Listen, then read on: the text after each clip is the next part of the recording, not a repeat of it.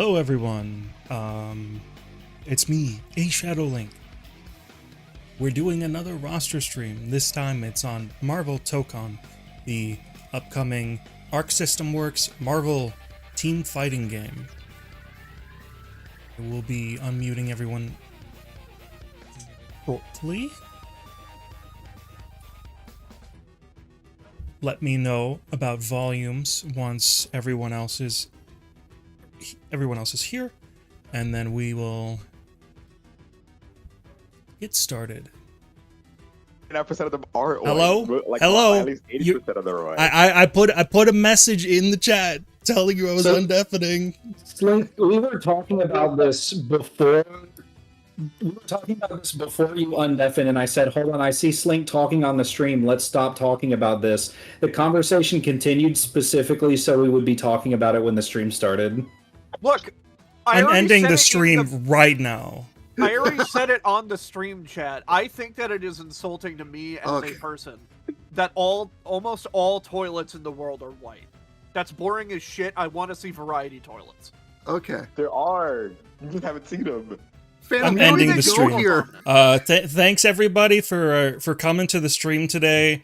Hope you all had a great experience in the 1 minute of the stream that we did today.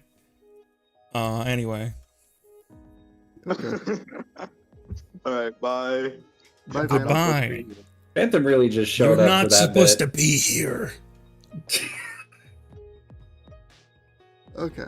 Okay, well, today with me I have Creeks. This is where you say hello. Oh, my bad. I was waiting for you to say the next name. I was so confused at first. I haven't been on one of these in a little while. Yeah. It's been a couple months. We also have our resident Peter Griffin expert, Huff.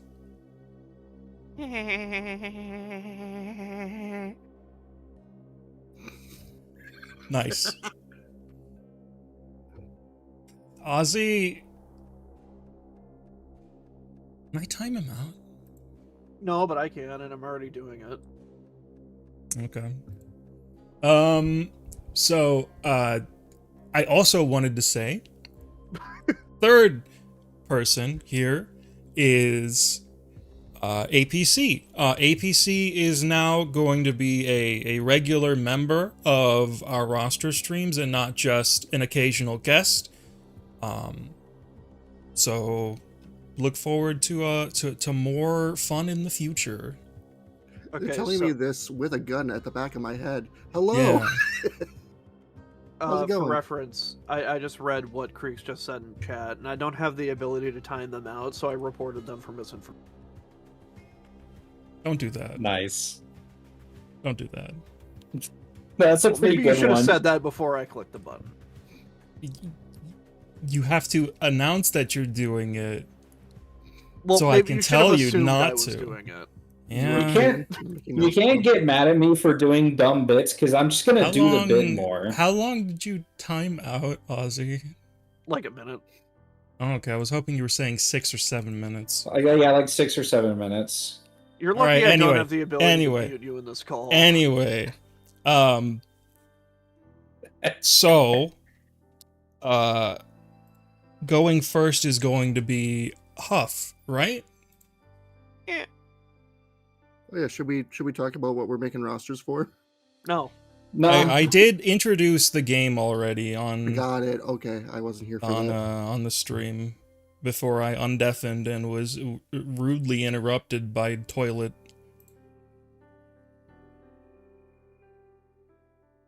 Okay. Oh. So I have it up on the screen, and I'm going to just fill out the little information at the bottom.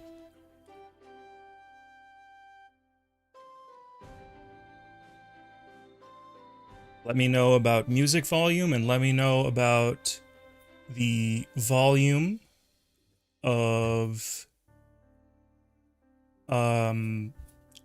our participants and if I have to do any balancing. Hey Huff, you want to say some stuff about your stream, your stream, your roster for the stream? Stream content. Yeah, I feel like I should preface this by saying that we're building this off of the existing details that we have.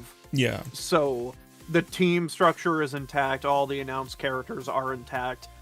We are doing one extra DLC team aside from the one that's already announced, just for the sake of variety, so we could get a few more ideas out there, because, you know, this is less than normal for us, so we decided just to allow some more creativity between us all. So, yeah, if you just want to unmask the first layer, go ahead. The first group? Yeah. Just because they're already announced characters. Yeah, so we are starting this roster here with... That makes it easier.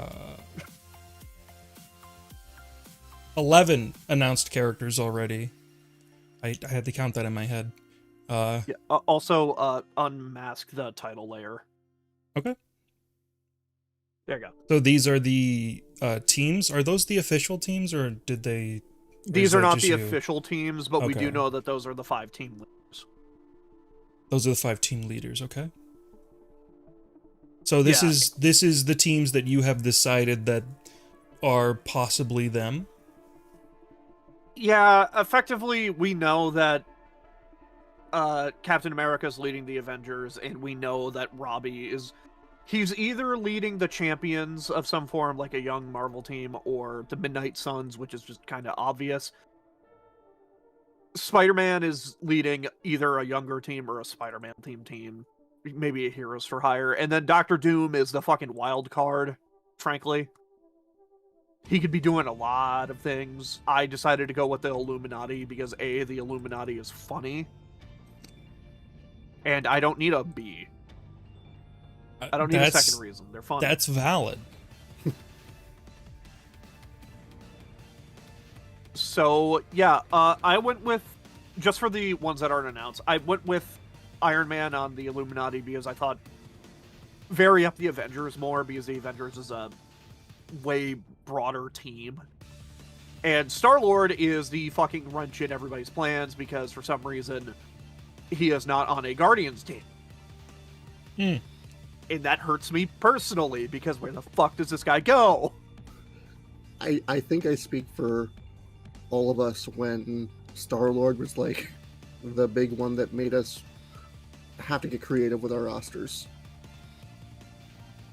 Because not having a Guardians team led by Star-Lord was what we all thought was gonna happen. Yeah. And I think more than that, I can just say in general, whoever was responsible for making the decision, whoever's responsible for making the decision to have this game's base roster be split into 5 teams of 4, presumably teams that exist and have been, or are made up of characters that have been associated with those teams in the comics, is the person that has been the biggest pain in my ass of the last 24 hours. Locking in this roster gets significantly more difficult when you are trying to keep in mind the characters that are already revealed and are team leaders alongside the shit that you want to do.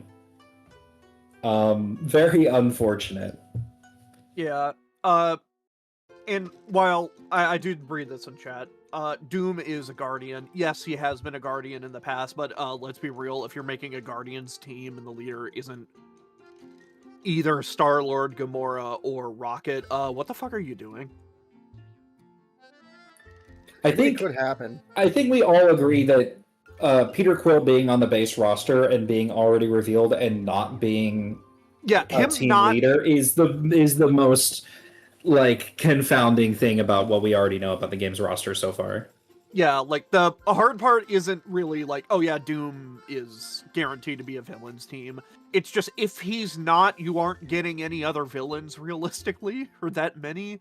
And on top of that, like if they were doing a Guardians team, they would be doing Star-Lord as the main guy. So it's just We'll see. I assume we all have very different ideas of what Spider-Man, Ghost Rider, and Doom's teams are going to be. I think we're going to end up seeing that over the course of the stream. Yeah. I don't think anyone else is going to do the Illuminati, because frankly, who remembers the Illuminati exists? You know. But anyway, and then Miss Marvel, just because I haven't addressed her. Hey, she's probably the character in my top 3 most wanted for a fighting game for Marvel, so I'm happy that she's here. She does kind of create some issues in terms of team placement, because mainly just because we know that she has dialogue with Captain America, specifically stating that she's remembering her training, so that kind of implies that they're on the same team. That's why I went with that. Even though I think she fits better on the Champions, if anything. Champions, Heroes for Hire, etc. Young Avengers, whatever you want to do with them. But, moving on, just to get this started a little bit. The first goober, if you want to click him. Okay. Yeah, this is a Arxis fighting game. I kind of think that you need a puppet fighter. I think Cloak and Dagger still fits the best mold for that out of any of the Marvel characters. Being able to swap between them allows for a change-up, which is good. And it's a puppet fighter. I've talked about this in the last stream that we did for Marvel, so this is just kind of a repeat, and I don't want to tread too much on it. But Cloak and Dagger allows themselves for some very unique gameplay. Dagger being the main fighter, and then Cloak being the puppet. And then potentially you could even swap between them. It allows for teleports, projectiles, etc. It's just a good choice. And next up we have... Shang-Chi. I'm a big fan of Shang-Chi. I feel like I'm the only person that gives a shit about Shang-Chi. But in terms of a fighting game, I feel like you kind of need a traditional brawler or martial artist. And this is the closest we're going to get, because I'm not doing Iron Fist, because I don't give a shit about Iron Fist. Damn. Poor Danny. Maybe he should be interesting. That's all I'm saying. I came very, very close at 3 separate points to having Danny on my roster, but it ultimately just didn't end up panning out that way. It was so difficult for me because there are so many good characters that are already in Marvel vs. Capcom that I just don't want to double dip on. Yeah, it was... I was looking at a lot of the old roster that we did for MVC, and on top of that, the characters that have been done in fighting games before, and I wanted to pick up some that weren't done, because we know that's a thing that they're going for, and that's kind of why I opted for Shang-Chi. I really like Shang-Chi. I think that he fits here very well, a traditional martial artist, as I said, and plus the 10 rings allow for variations in moveset. I was going to ask, are you going to... Were you envisioning like the MCU version of the 10 rings being his kind of... I think weapon? that's the more applicable version for a fighting game, or at least a more dynamic one. But they could go the other route, you know. I'm so not up to date with Shang-Chi in the modern comics. I don't know if they've brought that over or not. They have not yet, to my knowledge. They have not. Okay. To my knowledge, they haven't really touched Shang-Chi outside of he was in like a stint where he had to fight Captain America in a comic bullshit. Comic bullshit. I'm just gonna say Damn. that. Not gonna get into it. Didn't I give don't them his fully cool remember ass it. weapons, but they sure did prioritize giving Miss Marvel crystal powers. Don't hurt me. So next is a character that is super important to Marvel's history, being the first character that they've ever created. But I hate Namor, so I'm not doing Namor. I'm doing his arch nemesis, Imperious Rex. That's him. That's Imperious Rex. He's so cool. Okay, I believe you. Probably like 5 people are gonna get that joke. So just get them off. Is this a Unite render? Yes. I did not even know that Delmice was in. Yeah, Until, nobody like, knows what the literally fuck is right happening now. with Unite. Nobody keeps up with that game. But yeah, I opted for Jim Hammond, the Human Torch, because he's a cool robot. I like Jim Hammond as a pick. I think that's a really good cut. It's inspired. It's a fun choice that doesn't have the issues of picking one of the Fantastic Four and be like, hey, why'd you pick this one specifically? Yeah. And, you know, if you're doing a team-based roster where there's 4 characters, why not just do all of them? But that's a lame choice for a stream, in my opinion. I feel like the 4 are going to be in this game eventually. It's just kind of like... It's kind of unfortunate the way that they're not a part of the base roster, and this is a game with teams of 4 that are apparently like years of content. You're going to have an entire year dedicated to the 4 members of the Fantastic Four if they go down that route, and that's probably going to happen at some point in this game's future. Not very interesting to talk about on stream, Yeah. It's also not going to be very fun to just wait through that year already knowing what's coming. So, yeah, Jim Hammond is just a traditional classic Human Torch where he's a robot, he spews fire, he also has some general robot tech. Okay. Yeah. Next up. Yeah, this was the first character I chose, and I said, hey, nobody else do this guy. This guy's my funny guy. I like this guy. Yeah, this is Beta Ray Bill. If you don't know him, he's fucking awesome. An issue I had as well was I was looking at characters that were in Marvel Rivals and Cosmic Invasion. I was like, man, a lot of the new interesting ones that I want to do were just done there. Like, I wanted to do She-Hulk, but I didn't want to just copy that roster entirely. But Beta Ray Bill is just one of my favorite characters, so I said, fuck it, I'm doing him instead. I don't care. He is Thor, but a whole... I'm glad it cut him out. I was gonna say, I mean, that's not wrong either. Yeah, he's normal Thor, but a horse guy. Yeah, normal Thor, but a horse! You know, They cut him out at the perfect time. You know, I plan to do that in the Family Guy 90s, reference the I moment we was were in a doing. very famous Asgard thing. I was planning to do that Family Guy reference and then Creeks beat me to it, and I'm mad. You didn't. I was surprised that you didn't start with that then. I was going to, but then I got in my own head. But all that we gotta say really is, Peter, the horse is here. Bill is so cool. Genuinely, Bill is great. I love Beta Ray Bill. I love the fact that, like, I think in the comics right now, there's some bullshit shenanigans where Beta Ray Bill has replaced Thor in Marvel history. So, like, that's awesome. He's the founding member of the Avengers. He is the son of Odin.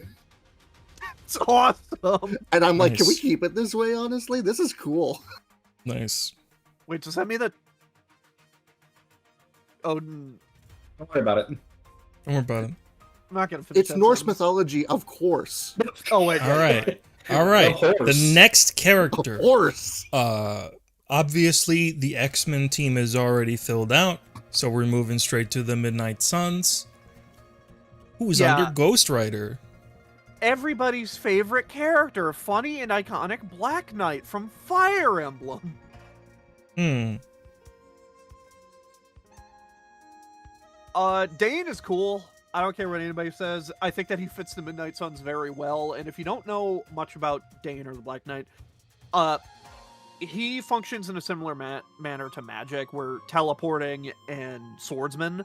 But the difference here is that the Black Knight's sword is just really fucked up and kind of acts like a symbiote at times, depending on the interpretation behind them. I was gonna And I think say, that just adds for a lot of cool ideas for fighting. isn't it tied to, like, Null and the symbiotes now? I believe so. I wasn't gonna fully commit to saying that because I am not up to date on current Marvel.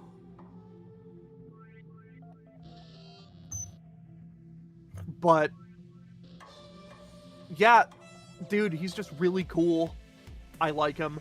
The Ebony Blade is just a really cool weapon that allows for kind of shape-shifting of a sword, which I feel like is something that really fits Arxis as a company. Arxis is always doing like borderline Darkstalker stuff with their animation work for their characters. Yeah, and I just pulled it up. Yes, it is currently Titan. Heck yeah. And apparently there's symbiote dragons, which are a thing, and Yeah, absolutely. Yeah. So Black Knight was connected to the whole like King in Black storyline. I need to read that. I've heard nothing but positive about the Donny Cates Venom stuff. It's really funny. It might be the funniest it's ever been. I've heard that it's really good, aside from some of the other symbiotes, but that's just kind of the symbiotes in general. Yeah, I love the symbiotes though. They're my funny. big favorite.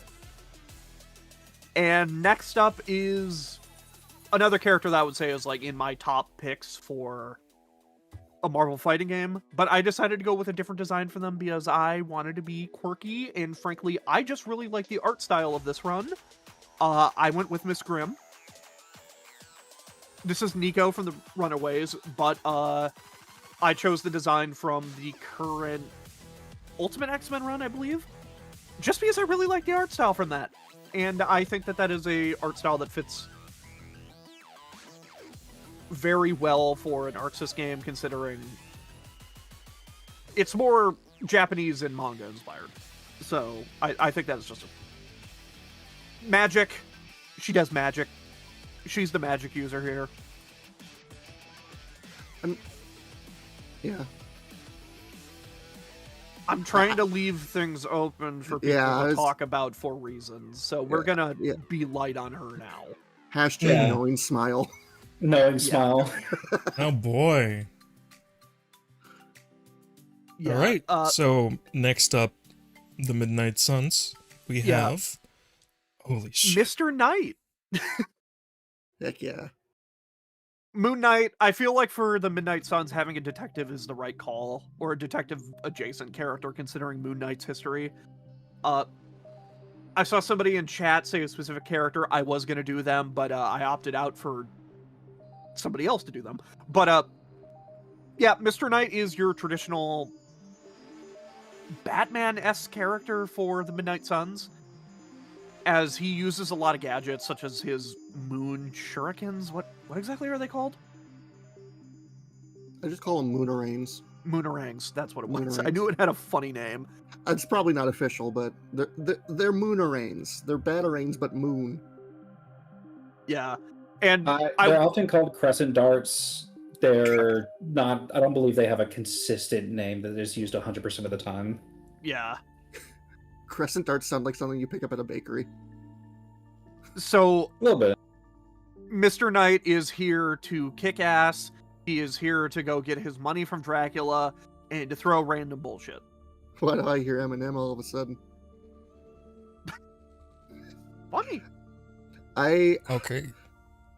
I'll take this opportunity real quick to mention I wanted to do Moon Knight too, and I wanted to have a really idea I had was that, hey, what if he could like switch into the different Moon Knight and Mr. Knight personalities? I'm like, oh no, am I turning dissociative identity disorder into a gameplay mechanic?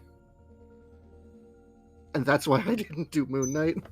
I was thinking the first fighting game character, in fairness. Yeah, I was thinking about doing that as an idea too, but instead of it just being him swapping personalities, it's him literally running off stage to change costumes. It's like there's a chance you could just hold it down and like the other opponent's just sitting there waiting. Yeah. It's also a bit difficult because the association of Moon Knight and Mr. Knight as superhero identities with specific alters of Moon Knight is something that is more recent and is more generally associated with the MCU? The MCU show, whereas typically speaking, phases where the character has gone by Moon Knight and phases where the character has gone by Mr. Knight have just been more periods of time in Mark Spector's life specifically.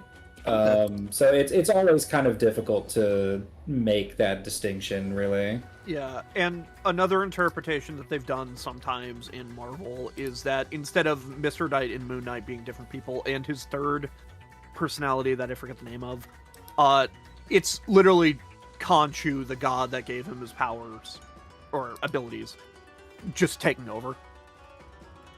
I can see that, yeah. But yeah, that's my Midnight Suns. This is probably my favorite team that I have here, just because I really like these three characters, and Ghost Rider. Being Robbie is really fun. Man Thing, as was mentioned in chat, was going to be here, but I didn't want to have a too similar team to somebody else. So moving on to the Illuminati, everybody's favorite team. The Illuminati. I love Okay. the Illuminati. That's We right. have, You can't have the Illuminati without iconic character Blackagar Boltigan, Keeper of the Terrigen Mist. Is that him? That is not Blackagar Boltigan, Keeper of the Terrigen Mist. I am good at this. He put it under the layer. He ordered them wrong. Damn. That's Blackagar Boltigan, Keeper of the Terrigen Mist. He's so cool. I love Blackagar Boltigan, Keeper of the Terrigen Mist. Why is that his full fucking name? It's fucking awesome. All right. You keep saying All it, right. don't you? It's working. I love it. All right, Huff. Did you order the next 2 layers correctly? I'm gonna be so real with you.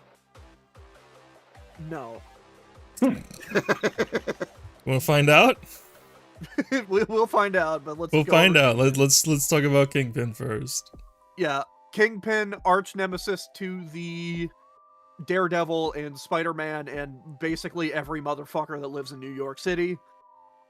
I wanted to have a big body and a grappler. I feel like he fits very well. He can also use his powers with his cane just to be a massive dick, just to shoot shit out of his cane.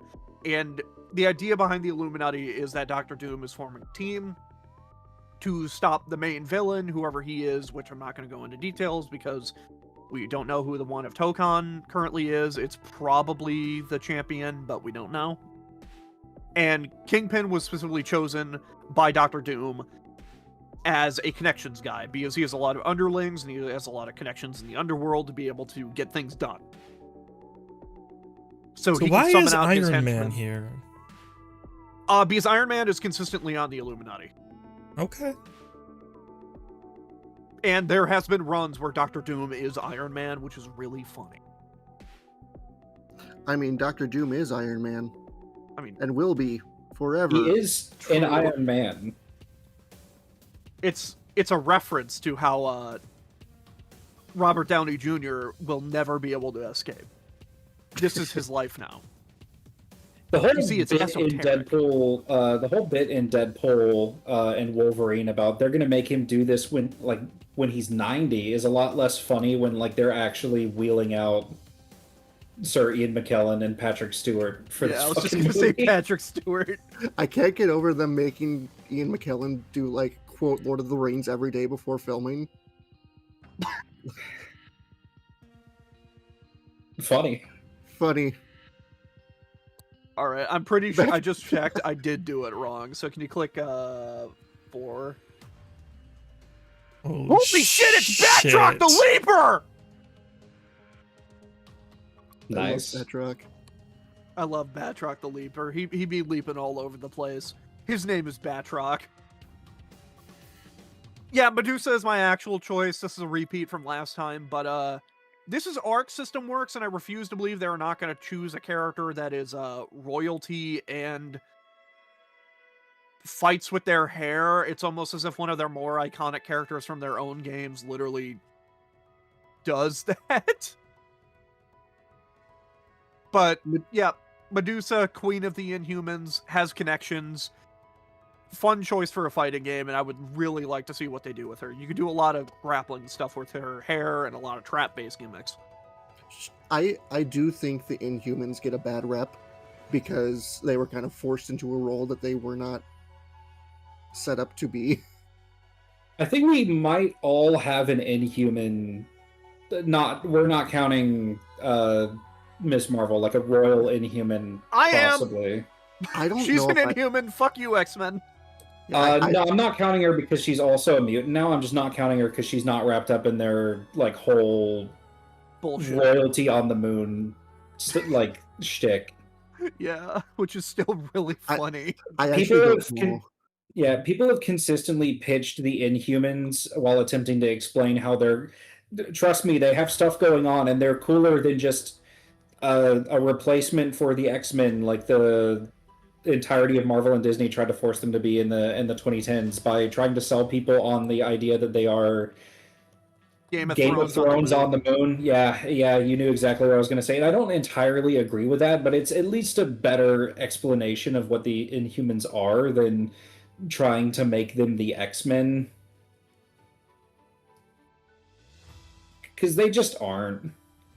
Yeah, you can do a lot of cool stuff with the Inhumans. It's just the position that the Inhumans have been put in pop culture makes them kind of dead weight, considering everything they've done with them. Like the TV show, that was awful.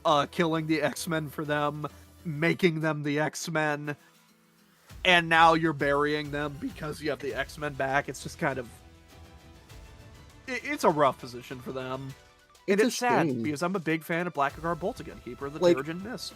For a long time, though, the Inhumans were not necessarily like a main focus, but they were still major characters before the X-Men, before the Fox situation. Like, Blackguard Boltigan was on the Illuminati. Medusa was a consistent villain to the Fantastic Four for like a year and a half before she got revealed to be the Queen. They're cool characters. It just sucks that they got buried. Yeah. A little bit of context that I need to provide this stream because I neglected to go over this. You can see that there are only 3 rosters here today, and that is because I know next to nothing about comic books. So I'm not making a roster. I'm just here to host and display the visuals and music and whatever.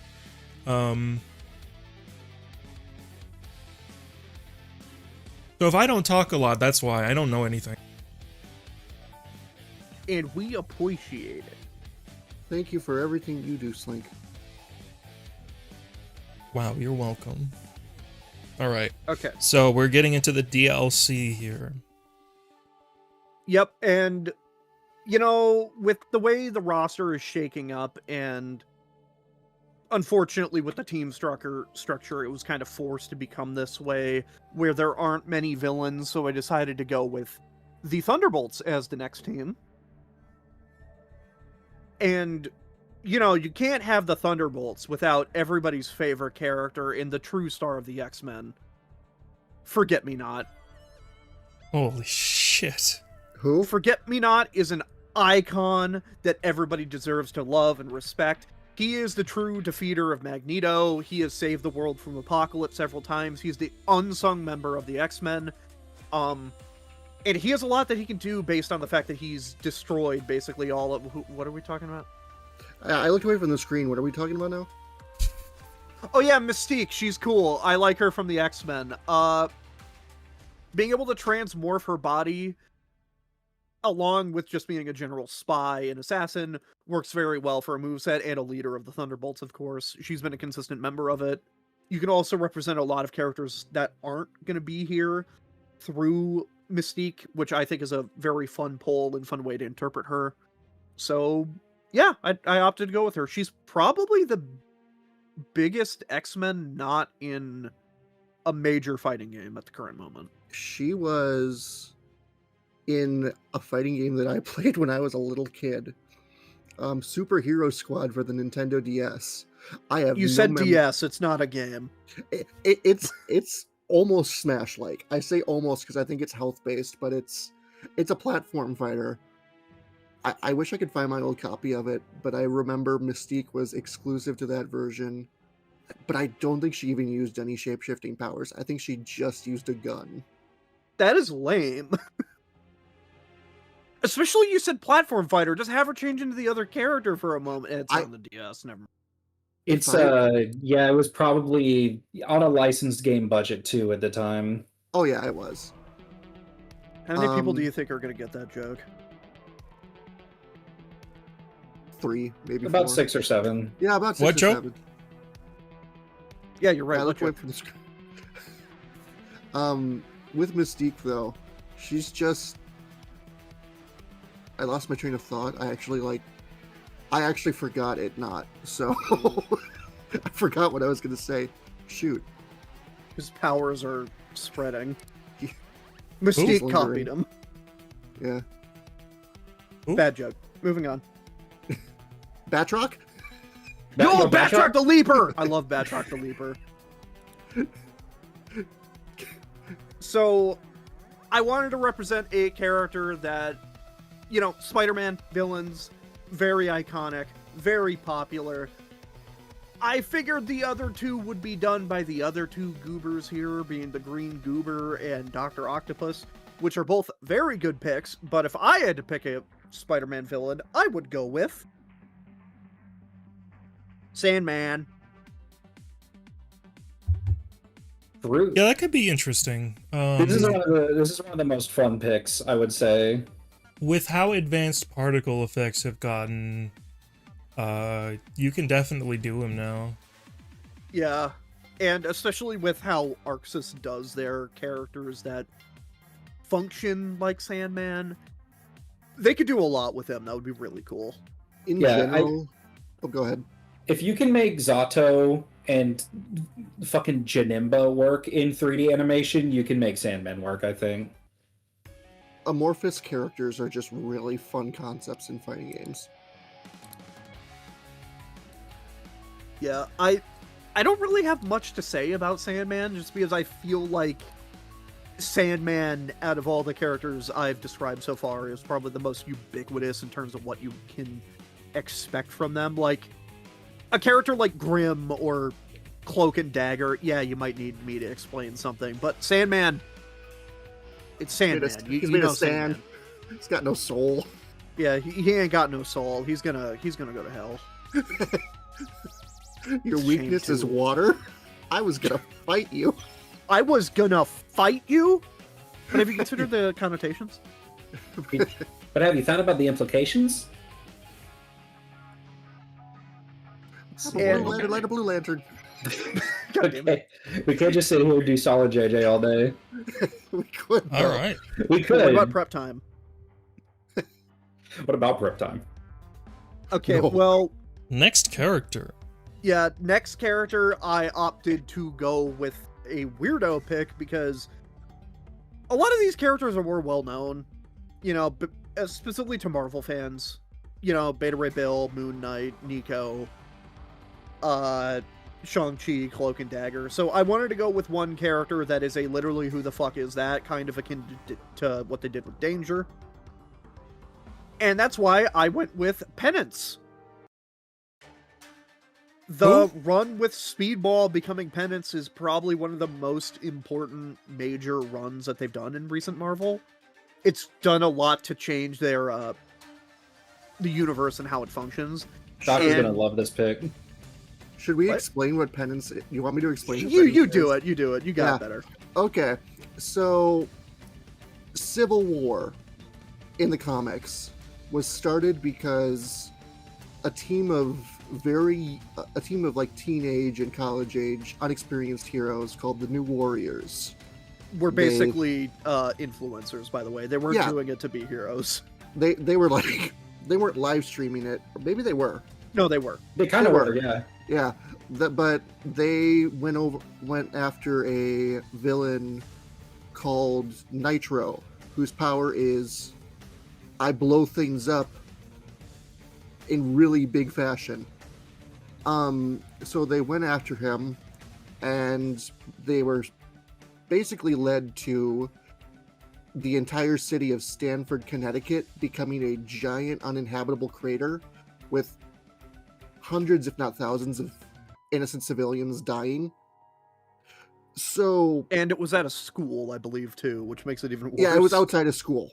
So big fuck up that leads to him The- taking all the blame because he Oh, was yeah. the only survivor. So Speedball, who is Robbie Baldwin, I think is his name, he's a superhero who Yeah, has Robbie. like kinetic powers that allow him to like maintain Make balls. He makes like energy balls, but also like it's he's got a really weird moveset or really weird power where like he has kinetic energy of like if you punch him, he will either reflect all that energy back or he will like take that momentum and like bounce back and like ricochet and maintain that energy. Yeah. It's weird to describe. It's like has to In- be seen in motion. I have a way to explain it based on the people here. So the way that it works is that he's able to, depending on incarnation, because Pennant Speedball has gone through a lot of evolution over time. Original Speedball had the ability to make balls that had the ability that when he took kinetic energy to imply different effects on him.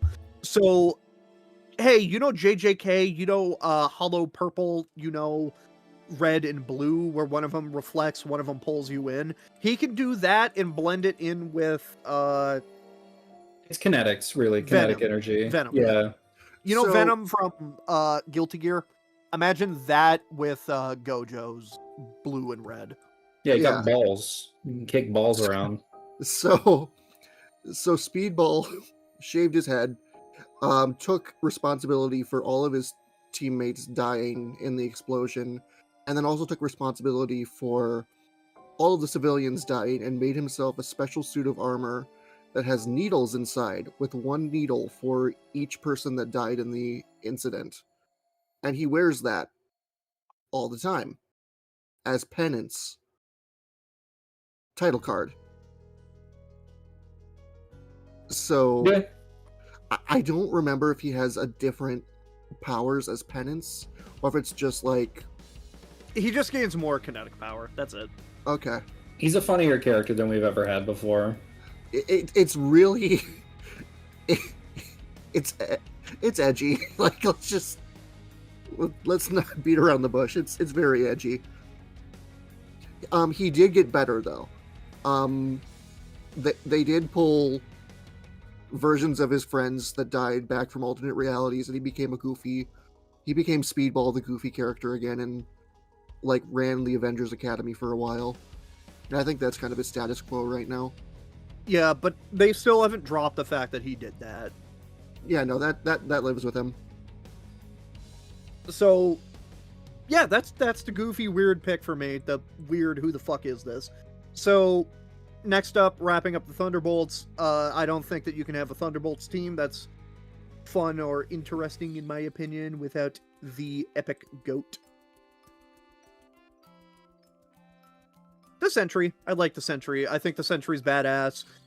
You know, Homelander or Superman, he does stuff like that. He can fly. He's super strong. He laser eyes, etc. He's what you would expect from the big body. But the thing with the Sentry is, if he loses control of himself too much, he turns into the Void. And the Void becomes a fucking problem. So, yep, if you've seen Thunderbolts, you know what he does. So, yeah. I haven't seen Thunderbolts. What does he do? He flies. He shoots lasers out of his eyes. They fly now? They fly now. They fly now. Reference!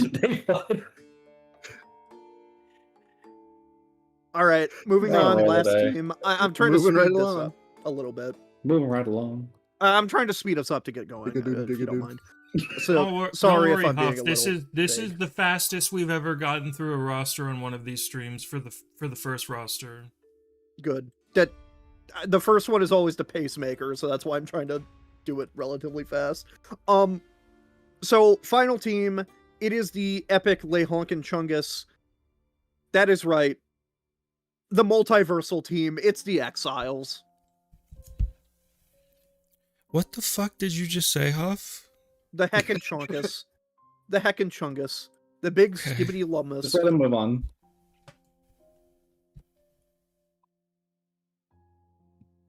So if you don't know what the Exiles is, it's effectively a team of characters from the multiverse that are doing what Loki does in the current Loki show, where they're just keeping the universe in order.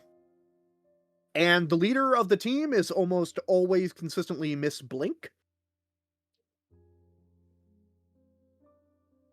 Slink. There you go. Hi, it's Blink. It rhymes with Slink. Fuck you. Damn. Blink is weird because Blink is also, now that I think about it, it's probably the most obscure character here.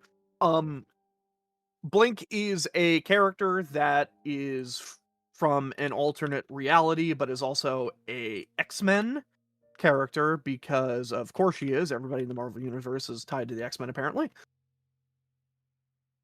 And Nowadays.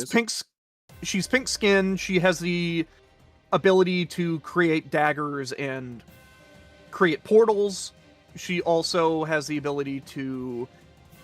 She is trained with a bow and arrow. So she's a pretty traditional fighter.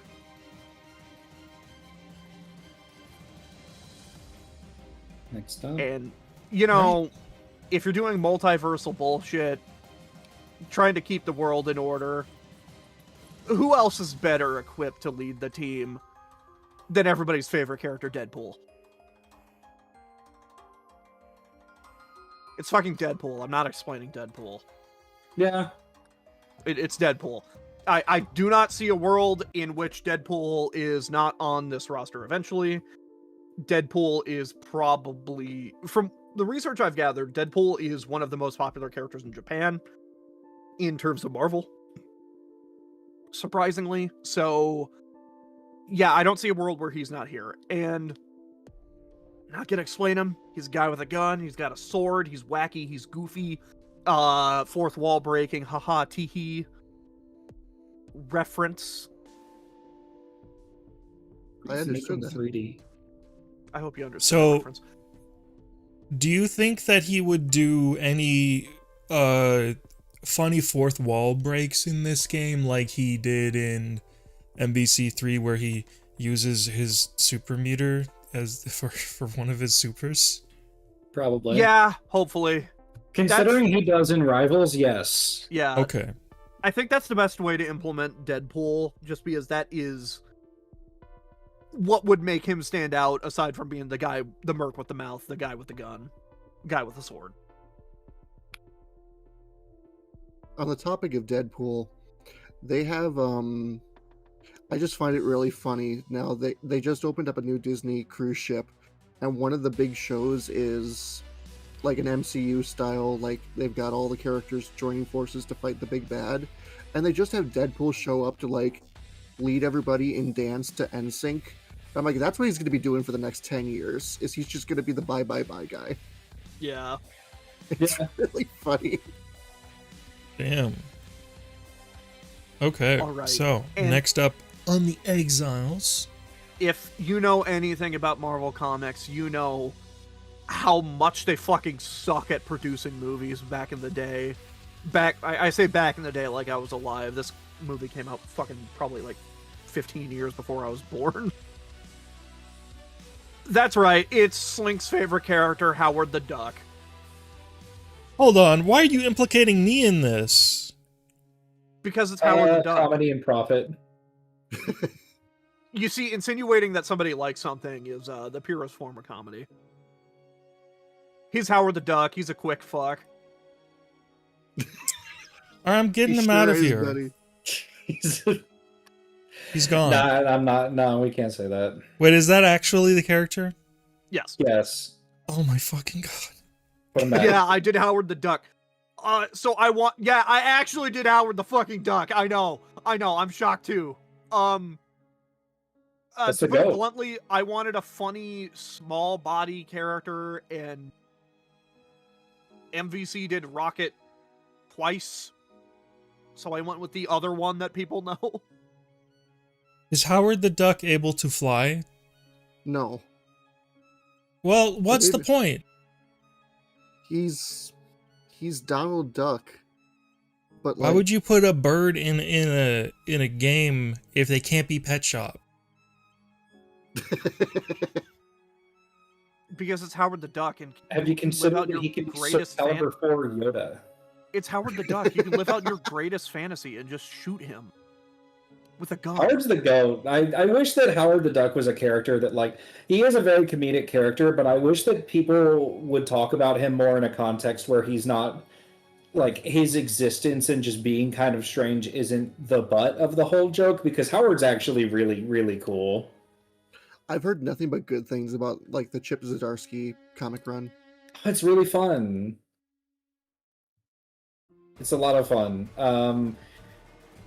I really like that they've just kind of settled into him being like an odd jobs kind of guy that just runs, like, they kind of have fit him into being like kind of running a detective office, and I think that that's a really fun way to take that character. That's been his consistent status quo for pretty much most of the time that I've been alive.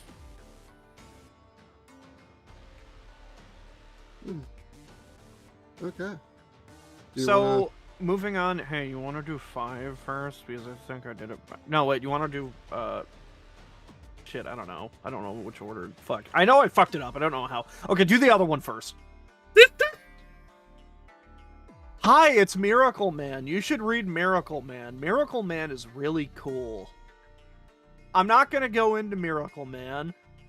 But he is a character with a fucking fascinating history. Fuck you, Todd McFarlane. Many such cases. Okay, that's it. Get rid of Miracle Man. Hi, it's Necroco. I think Necroco has a fucking really sick design. She is a Venom symbiote wielder from Japan, and is a magical girl, and I think that's really funny. And this is the character I chose for the thumbnail because I thought it was unique. I thought it was cool. And I bet you're surprised that I'm the one doing it. So, yeah, that really don't have much to say. You want to speak, Aiden? I was going to say, she's just a really inspired concept that I hope gets used in more things. Because she's just... I like multiversal stuff like this, where it's not just alternate character, but a horse guy. Okay, but alternate character, but a horse is awesome. But stuff where they're like, okay, let's take this character at a conceptual level and mix it with this genre and make something entirely brand new. That's the kind of stuff I enjoy more out of Marvel's multiverse. Okay. Well, that is the first roster of the stream. We're in a record time of not breaking an hour on the first roster. Really? Yes. Wow. Yeah, the first one is always the longest one by nature of needing to introduce people and the constants. I think having 11 characters already there probably sped things up a bit. Yeah. If you excuse me for a moment, I'm going to turn off the display and get something ready because I neglected to actually put this on screen. Because I am a little silly. I hope it's a picture of Todd McFarlane. No, it's not. It's not a picture. I hope it's a picture of Seth MacFarlane. It's not.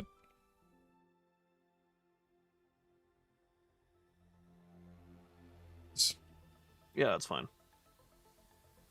Can you copy them when they're locked? Yes. Okay, I didn't know that.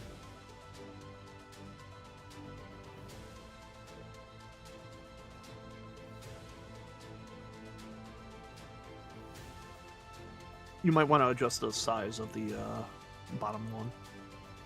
Or don't, I don't care. It's fine.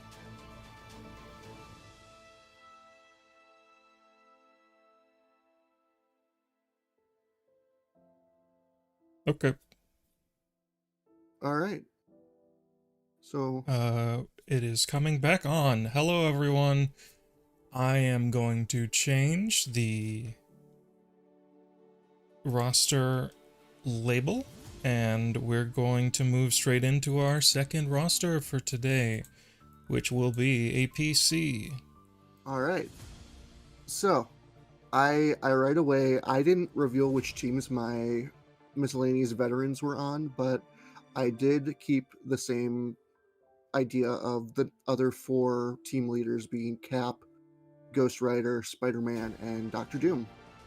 So obviously we have all the X-Men accounted for.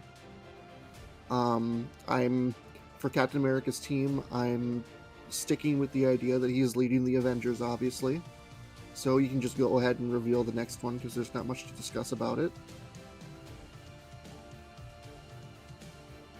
Yeah, I think Tony's on the Avengers. I don't have too much to say about it aside from I feel like the Avengers are going to be a more traditional team, not because there isn't options for more out there Avengers picks, but because I feel like there's like 6 characters that are like not mandatory per se, but are like what you expect from a Marvel fighting game. 6 or And 7. 6 or 7. And we have 4 of them already. We have Cap, Iron Man, Spidey, and Wolverine. But the neat thing, I think, is that with these last 2 mandatory ones, you can change them up a bit. Which is why for my next pick, I have Jane Foster as Thor, rather than going with Thor Odinson. What won me over on her specifically is that she has, when she eventually her new status quo became Valkyrie, she has a weapon called, and I'm gonna mispronounce this so bad because I don't speak Old Norse. It's like Underjarn, which translates to Wonder Iron, and it's basically like a hand brace that can turn into any weapon she can think of. So my thought process was, okay, so if she's in this game, she'd obviously be in the Thor design by default, and it would normally take a form resembling Mjolnir, and she'd have all the basic Thor powers, but then she can morph that weapon into dual daggers like she uses when she's Valkyrie, or she can turn it into a big axe like Stormbreaker in the MCU, or the ultimate version of Mjolnir, or she can turn it into a shield, or literally anything. She's got any weapon at her disposal, pretty much. And that's why I went with her over Thor or even Beta Ray Bill. Partially because I thought that Huff was going to do Beta Ray Bill, and I was right. So, You were correct. But yeah, that's my pitch for Jane Foster. I guess we'll move on to my... All right. So the last one on the Avengers. She-Hulk. Why is Shulk from Smashy Bros here? True. I feel like a Thor and a Hulk, or some kind of analog to them, is necessary for this roster. And I just didn't want to do Bruce right away, because I just felt like they weren't going to, even though they could. I could be wrong, and they could just throw Bruce Banner in here. But I went with She-Hulk. I just like her more. She's cool. She's a lawyer. She breaks the fourth wall. And I don't think I need to explain the appeal of She-Hulk overly too much. But yeah, I went with a relatively safe lineup for my Avengers team. But I did try to vary it up with how I represented having a different Asgardian and having a different Hulk Gamma character. So yeah, I don't know if we want to really talk about anything else from these two, or if we should move on. I think it's definitely an interesting way to really change things up, because I feel like the discussion goes as far as the Marvel fighting games have gone, that Thor is one of the most boring characters, at least in Marvel vs. Capcom.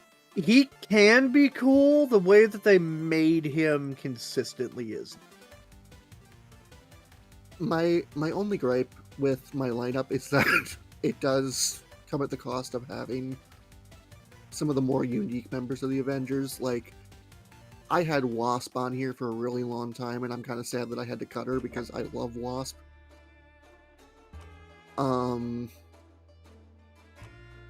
But there are some other little pieces that I will reveal later that kind of explain why I felt okay with sticking with a more basic Avengers roster. I can say this. I am probably the biggest fan of Thor Odinson in this whole call.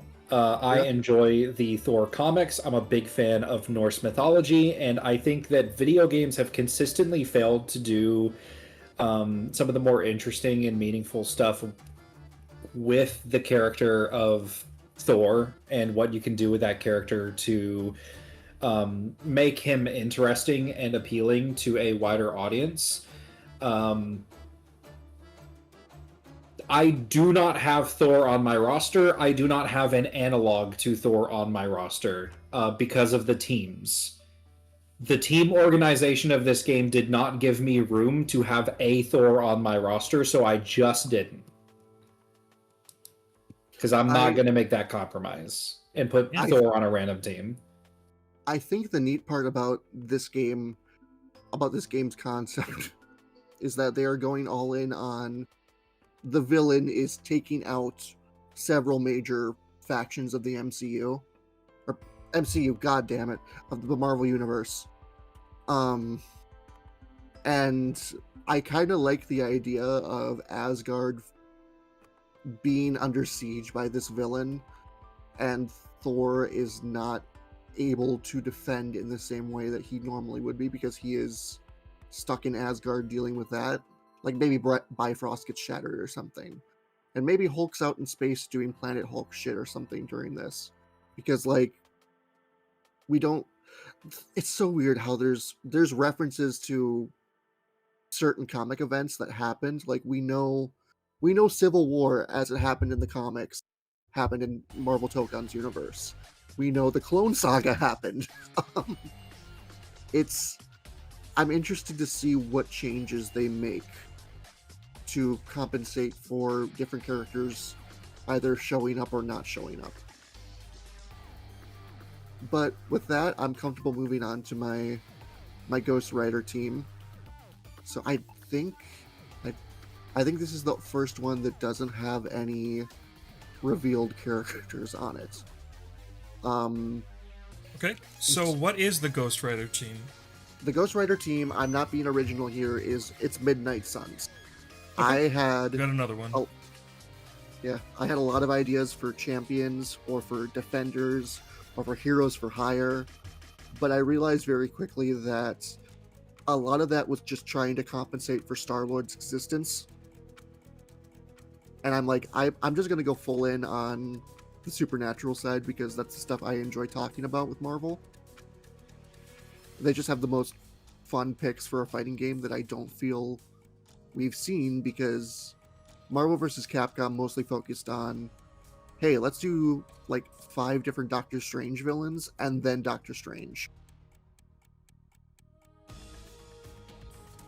All right. So following Ghost Rider, Robbie Reyes, what do you have first?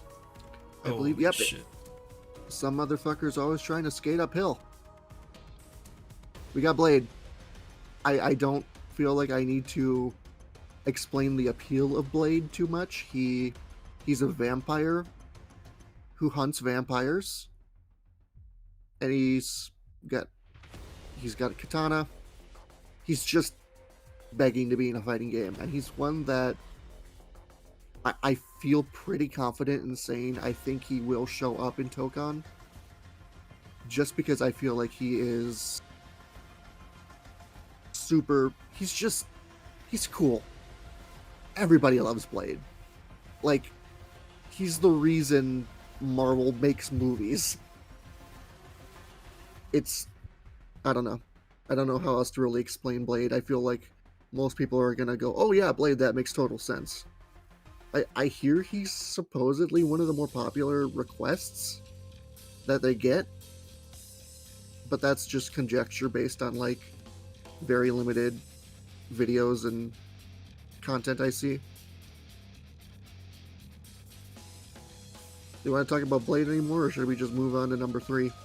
It's Blade. I think It's Blade. really the only thing that needs to be stated is, man, nobody's gonna fucking help him fight some goddamn vampires. There's so many vampires. Why won't you There's help so me? many vampires, and it's just the one guy. You think there would be more vampire killers? What's that one post where it's like, well, Avengers, this was a good thing. Any discussions on the meeting Blades? Like, there's so many fucking vampires. You guys gotta help, please. And Cap's like, no, we're not gonna do that. No, dummy, vampires aren't real. Morbius is the only one, and he's on our team. All right, we'll move on to number 3 of the Midnight Suns, which, surprise, surprise, I also chose Nico Minoru from the Runaways because she's cool. She's got the Staff of One that is physically, or like is magically stored in her body that she has to rip out of herself. And I think the really neat thing about her is that she cannot do the same spell twice. So I think it'd be really cool if her special moves had some variety of RNG to them. Not necessarily that they'd have different effects in gameplay per se, but they totally could. But more so like they have different patterns or different movements, and she yells out different things for them. I just think that's an interesting way of adapting her. And I kind of feel like I don't know if we'll be discussing Nico any further beyond this, but it's I don't know. Huff kind of went over a lot of the good points too. Sorry, I have a really bad cough, by the way, so if that's what's coming through, I'm trying to suppress it. I took a shot of Mucinex before the call, so. good. So next character. Those who know fear burn at the Man-Thing's touch. He's my Hey, dedicated... Remember how I said I didn't want to do this because I knew other people would? Yeah. Man-Thing's my dedicated big boy. He's my biggest boy. He's the big man. He's the biggest boy you got, really. Yeah. And can you really get a bigger boy? Galactus. That's True. a man. Well, Don't his treat name's Galen like he's a Man-Thing. child. His name is Man-Thing. Yeah, but his name is Theodore. I'm sorry. No person He's not named- called Boy Thing. Nobody ever named Theodore has ever been a man. I'm sorry. What are you What talking do you about? mean by Ted? that? We're gonna watch Ted season 2 after this. And it's a banger! So, yeah, Man-Thing is just my big swampy boy. He's the guardian of the nexus of all realities. That's like literally the blueprints of the multiverse. Those who know fear burn at the Man-Thing's touch. So, if he grabs you, you best not be afraid. I don't... This is one that I feel like a lot of people talk about, but like... Man... Thing. Thing... What more can you ask Like, for? He's cool. And just... He's half man, half thing. What more do you want? He's not a swamp thing though, but he is a man thing. He's a man thing that lives in the swamp, but Swamp Thing is not a man. So yeah. That's my lineup for Midnight Suns. I was gonna have them as DLC initially, led by Elsa Bloodstone. But I decided to hold off on Elsa because I kind of feel like she's getting her due. But I don't know if they'd commit to her, and she just doesn't have that same, like the same moveset variety necessarily that the others do. But yeah, we can go ahead and go ahead. I feel like you can do the next two. Yeah, the next two can be revealed at the same time.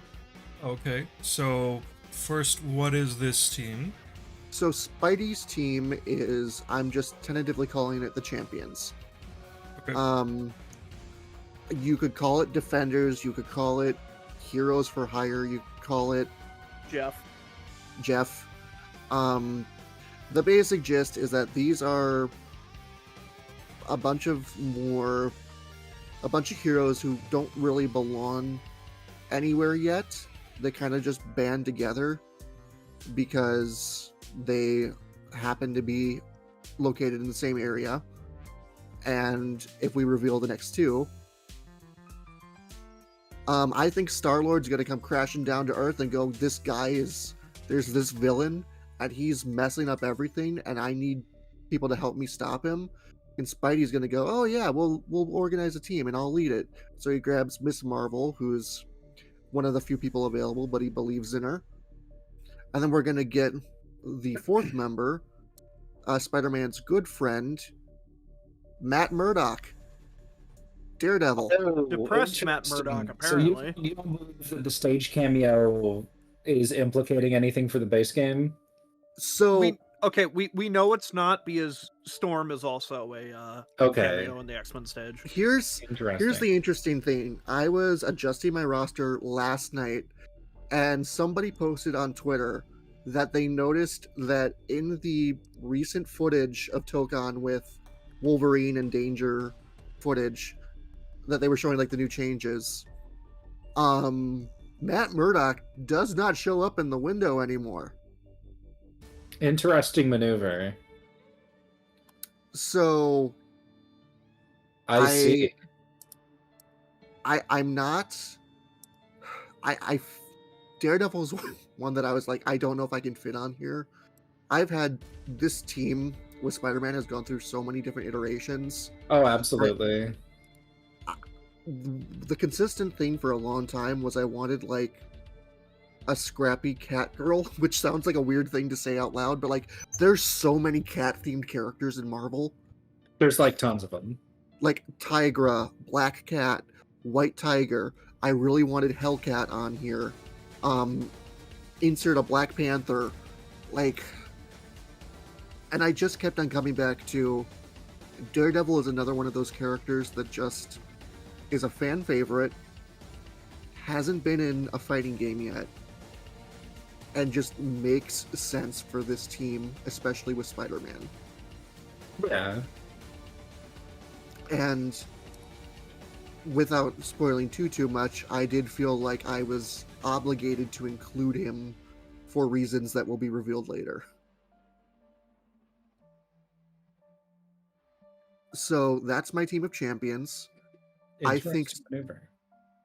I've Star-Lord's the iffy one, but I feel like he fits better onto a team of kind of random heroes than he would on the Avengers or with Doom. Just because I cannot see Doom putting up with Star-Lord. Yeah, I give you that. Yeah, absolutely. Spider-Man and Star-Lord would either hit it off perfectly, or they would just go, this guy's annoying, but I'm going to be the bigger person and put up with them, because that's how cool I am. Yeah. While Matt is in the back saying, I hate everyone here.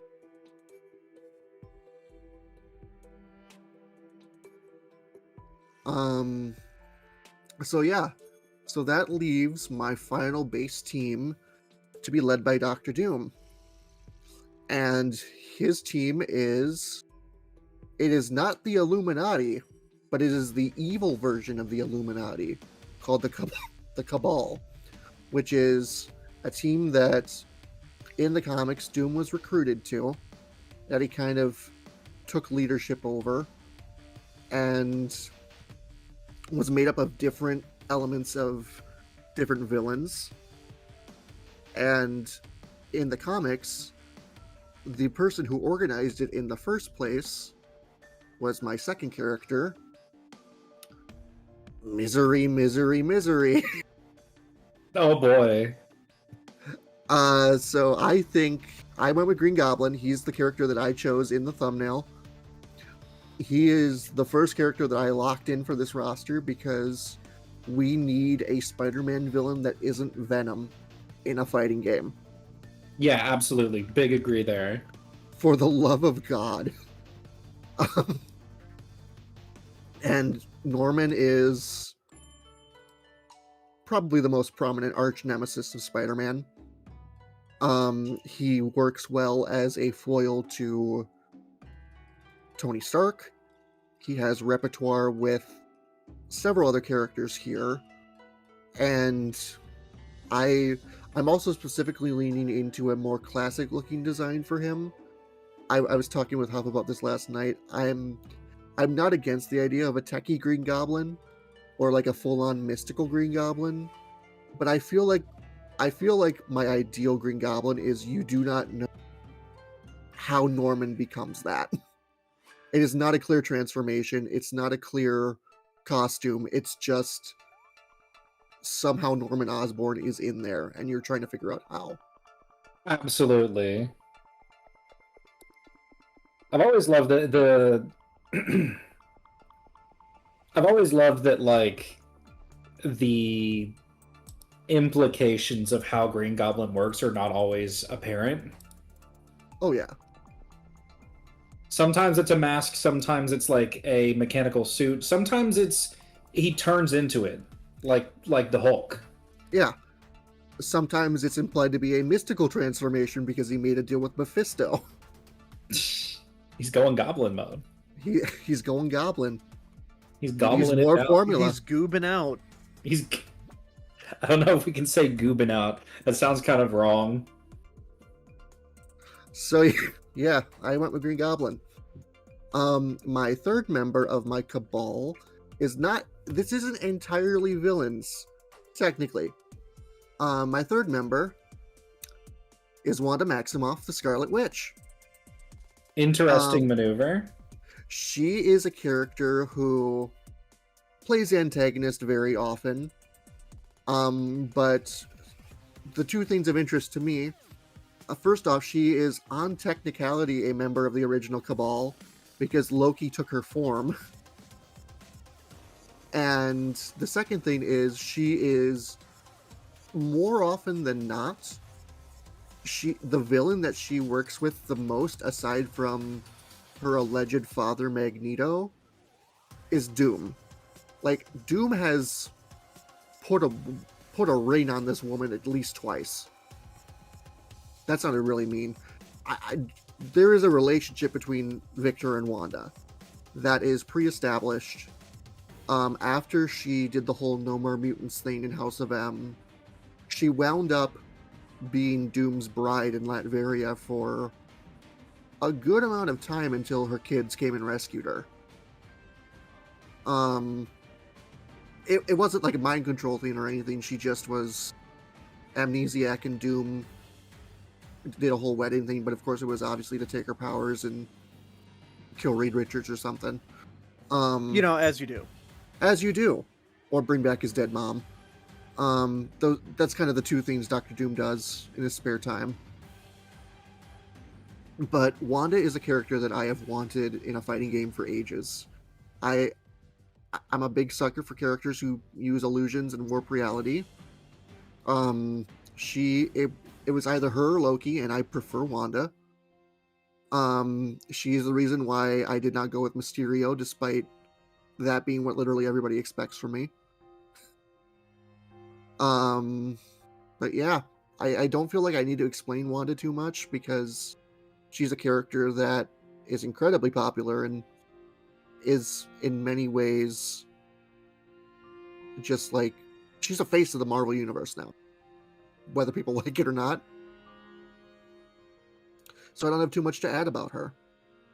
Going into my fourth one, which I don't want to reveal quite yet, the fourth slot of my Cabal team was very difficult to go through until I had an epiphany last night.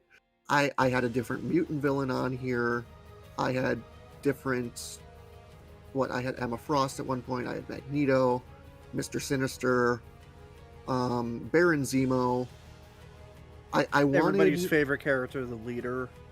the leader.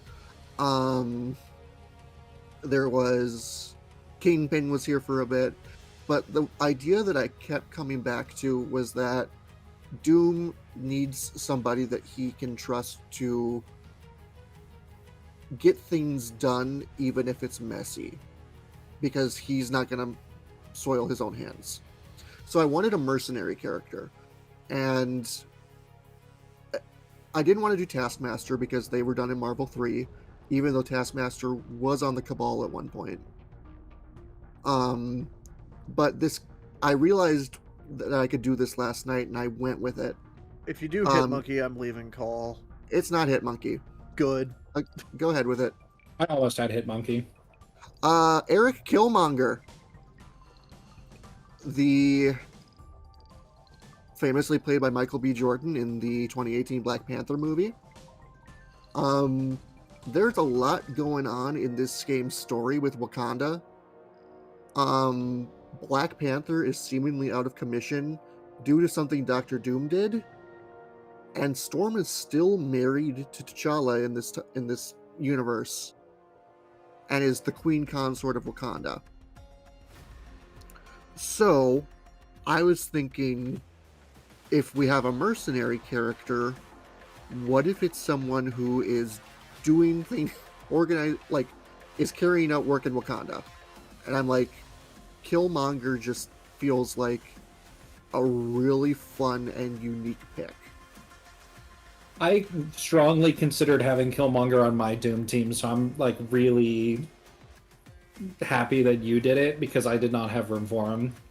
I just like the idea of this mercenary who's using Wakandan weapons and relics. Because, spoiler alert, I do not have Black Panther on my roster. I considered it, but I just didn't know where to slot him in necessarily. But I wanted someone to represent the Black Panther side of Marvel's universe and to bring Wakanda into the game itself, rather than just relying on Storm, who's kind of only tangentially related to it. So I kind of imagine him having like a spear and having different explosives and different Wakandan, like the beads that explode, or like the kinetic energy tech from the movies. You could make him closer to playing like a Rushdown Black Panther style character if you wanted, but I feel like leaning into the mercenary angle is the more interesting idea, and also opens it up for a Black Panther to potentially show up as DLC down the line. So yeah, there's my base roster. It went through many revisions, and I'm very happy with it at the moment. But there were two areas that I felt it was lacking on that I wanted to cover through DLC. So the first one, you can just reveal the team leader for it right away here. Okay. Is the Guardians of the Galaxy. Based on everything we know about Tokon, I have a strong gut feeling that our first team of DLC is going to be the Guardians, or a cosmic team of some kind. All the pre-order bonuses are based on cosmic stuff, like there's a Howard the Duck skin, there's Baby Groot, there's a Silver Surfer surfboard, there's the Infinity Gauntlet, Cosmo the Space Dog. Like, there's a lot of Guardians and Cosmic Marvel themed items there that I'm like, there is no place on the base roster for these to be represented necessarily, unless Doom is leading the Guardians. But as we kind of discussed, I think that's kind of an upsetting way to go about it. So I went with Rocket and Groot leading a new team of Guardians after something happened in the story. If we're assuming it's the champion of the universe, we'll say the champion kicked Gamora and Drax so hard they exploded, or something like that. But they get better though. And Star-Lord is sent plummeting to Earth and has to team up with a Catholic, an annoying guy, and Kamala Khan. So for the second well, actually, I'll go into Rocket and Groot real quick. I'm envisioning that it's mainly Groot with Rocket on his shoulder. And they're not a tag team, but they're a duo fighter where Rocket's got the heavy artillery and Groot's doing most of the more basic attacks and has plant moves. Grows his arms and legs. Tree guy. Normal things, but a tree guy. Normal things, but a tree guy. I just wanted to do something different from how Rocket had previously appeared in Marvel vs. Capcom. Especially since I don't know why they gave him the Tails hover in MVC. It's so funny, but I don't know why they gave him that. But yeah, so there's my team leader for Guardians.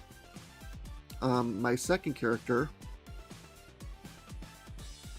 is Mantis. She has a history of being a martial arts character in the comics, so that's kind of the angle that I'm leaning into here, where she's not a Chun-Li type, but that she does kind of do a lot of the same things as like a Chun-Li or a Mai. But Isn't she also more pressure point focused usually? Yeah, you could lean into that too. But she does have some minor telepathy powers, and I think now she has some minor plant-related powers in the comics. I'm gonna be so real. I should have checked her rivals kit before the stream just to double check some things, but she's just a character that I feel would happen on a Guardians team. But that leaves two goobers for the Guardians team that are not from the traditional lineup, but are characters that are associated with them in the comics. The first of which is Flash Thompson, aka Agent Venom. He was a member of the Guardians for a good while, and he is my symbiote character of the roster. He's got a variety of guns and artillery at his disposal, but I think what really makes him interesting is that he can lose control or give into the symbiote, and then it slowly reverts back into a more traditional Venom form, which I feel gives you the best of both worlds in what you want from a Venom. This is something that I know the Source Gaming Discord, shout out, discusses a lot of like, oh my god, Agent Venom needs to be in this game. And that's what I went with, because I like Flash. Any other discussion about this guy? Not yet. Not yet? Okay. I have a feeling that's going to be the same for my next character. Darkhawk! Yeah. Yes, it will be. Darkhawk is funny. I chose him not only because he's a cool, underused character, but he also is one who has direct ties to the Shi'ar, which are the aliens that get jobbed in the trailer for the X-Men. I won't go. I'll leave some room to kind of talk about moveset and stuff, but the basic gist is that he's kind of the 90s Spider-Man in many ways. He's a teen kid who gets this power, and the difference is that he decides to use it to be a bit more brutal and take on crime that way, because that's what he believes is the best way of going about it. And his power is that he switches minds, or technically switches places, with a android body with wings and superpowers that is from unknown origin with an asterisk, because his history in the comics is very messy. But yeah, I just think he's a really cool character, and I know that's a feeling that several people here share. and that I wanted him on my team. And I'll leave it at that. So, my final team is one that went through a lot of revisions. Initially, this was I wanted to do the Fantastic Four at first. I wanted to do a different team of mutants. I wanted Excalibur was it for a while, led by Captain Britain. But in the end, there were characters that I wanted to bring together, and I found a way to talk about them. So my team leader is Deadpool, who I think is going to appear eventually, and his team is the Mercs for Money. So this is a lineup of different assassins, mercenaries, for-work characters who are not above getting their hands a little dirty. I am very glad that you did this as well, because I actually was going to have a DLC team that was just this theme, because a lot of the characters that I wanted to do that were left over from the roster were just characters that are just mercenaries of some kind. Oh, same. This was a very last-minute decision on my end, because I wanted to change some things on the base roster, and I had several characters that I'm like, oh my god, they're all mercenaries, or like they're all morally dubious, let's do this. And that gave me an excuse to throw Deadpool on here, because again, he's one of the more popular Marvel characters. I think he'll happen eventually. So my number 2 for the Mercs for Money is Bullseye. He is a character who was not on the team when it was formed in the comics, but is a common associate of Deadpool, and also is a complete and utter bastard. He is most notorious for killing Daredevil's girlfriend, Elektra, back in the Frank Miller run. And his gimmick is that he is the best marksman alive and can turn anything into a weapon. So I imagine him as the premier zoner who has a lot of tricky angles and weird projectiles. And it's literally just anything can be a weapon in his hands. Like, he could throw a pencil and kill you. I think he's done paper clips. I think he's done... Well, he's notorious for using playing cards. Gambit style.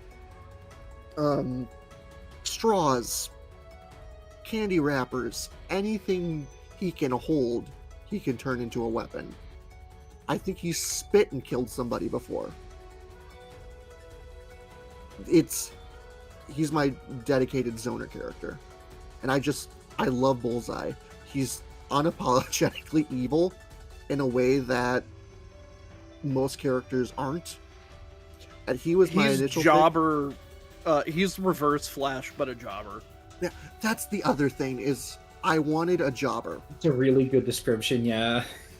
It's a really good one. There are so many jobbers in the Marvel Universe of like, these are just villains that show up, are evil, and get their asses kicked, but are like, they're so essential to the superhero formula of like, you gotta have your Shocker, you gotta have your Batroc the Leaper, you gotta have your Taskmaster.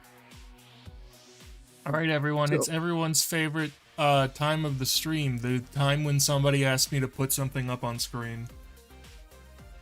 What happened? Look at the screen. I can't even read it yet.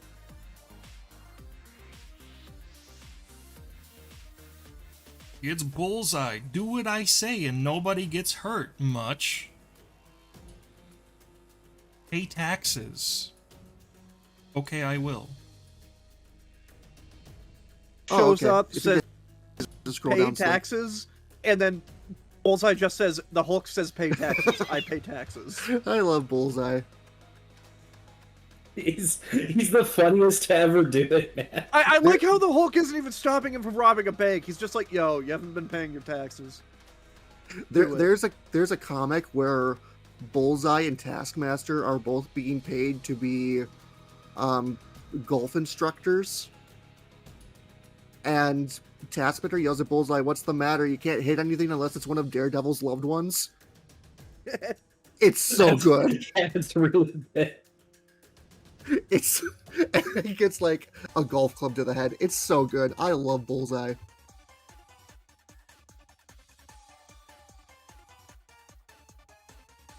Hello? Oh no. The one that. Oh, Sorry, my computer froze. Are we still live? I do not know. We're on my side, at least.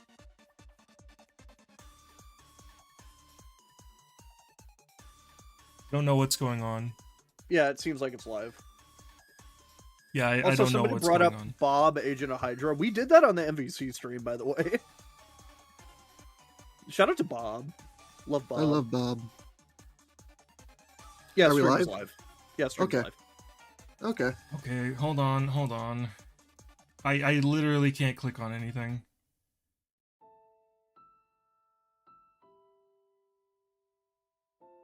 I'm turning off the monitor real quick. Because I need to...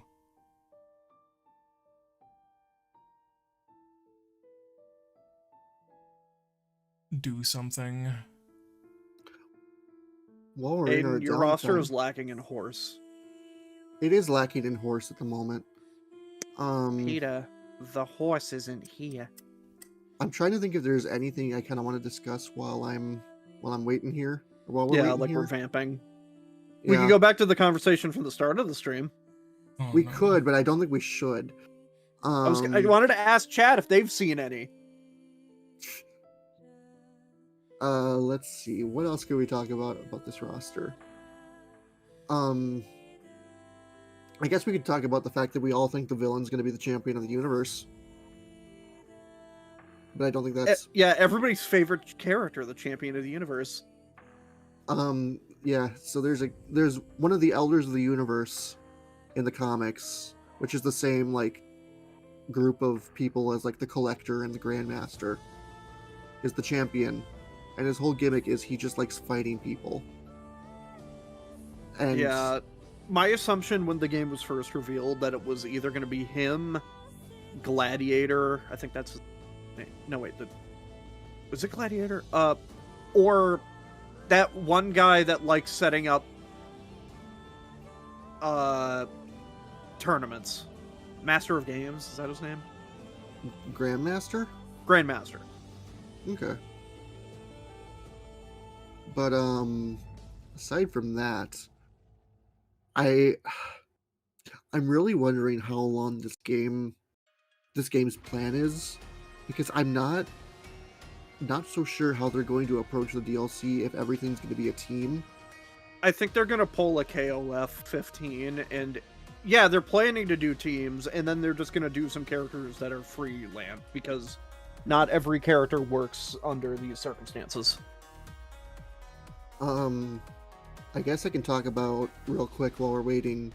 One of the teams that almost made it to the very end that I didn't end up doing was the traditional defenders. So Hulk, Namor, Doctor Strange, and Silver Surfer. But I just got won over by the Mercs. So I about- was considering doing something Defenders adjacent, like classic Defenders, I mean, but like That it's, means you'd have to do Namor, so it's a bad idea. To be honest, it wasn't even Namor. It was just I don't really like the team composition for the current incarnations of those characters. I feel like they fit better on other teams than with each other. I just like bullying Namor. Namor is such a weird Namor is character. Cyclopsian in nature. Yeah, but I hate Cyclops. Yeah, that's why you hate A big part of the Namor. reason I chose not to do a second X-Men team in the DLC is just because I didn't want to hear it from Huff today. That's fair. I would bitch about Cyclops at end. Because I would put Cyclops on the roster, and I kind of just don't want to hear it, to be honest. I was gonna do Savage X-Men with Magneto and Rogue. That was an idea I had. Oh, that would be fun. But I also don't like the implication of having Magneto and Rogue on a team. I don't like that pairing necessarily, but I thought it would fit with the Savage Land stage. Plus I could do like either Sabretooth or Kazar or Here's how we get Conan. Colt. Do they still How about have... instead of Conan, we do I don't think they have Heads. Conan anymore. Who'd you say, Huff? How about instead of Conan, we do Coneheads? Coneheads. Ugh. But if we did iconic Disney Marvel character Bart Simpson. Homie, egg for Bart! I go buy eggs for Bart now. Bart. And so the journey began. Hey, sorry about that, everyone. Photoshop has a memory leak, Oh, Oh, so I've restarted it, and we'll be back on track in a moment. the leaker. the leaker.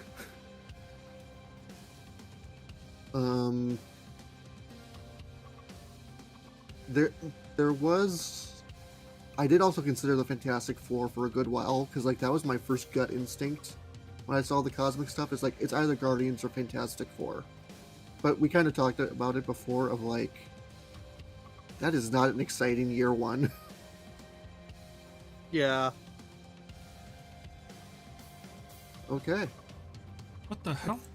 Why is it doing that? Okay, let me put it back on screen. We're back. We're back. Hello.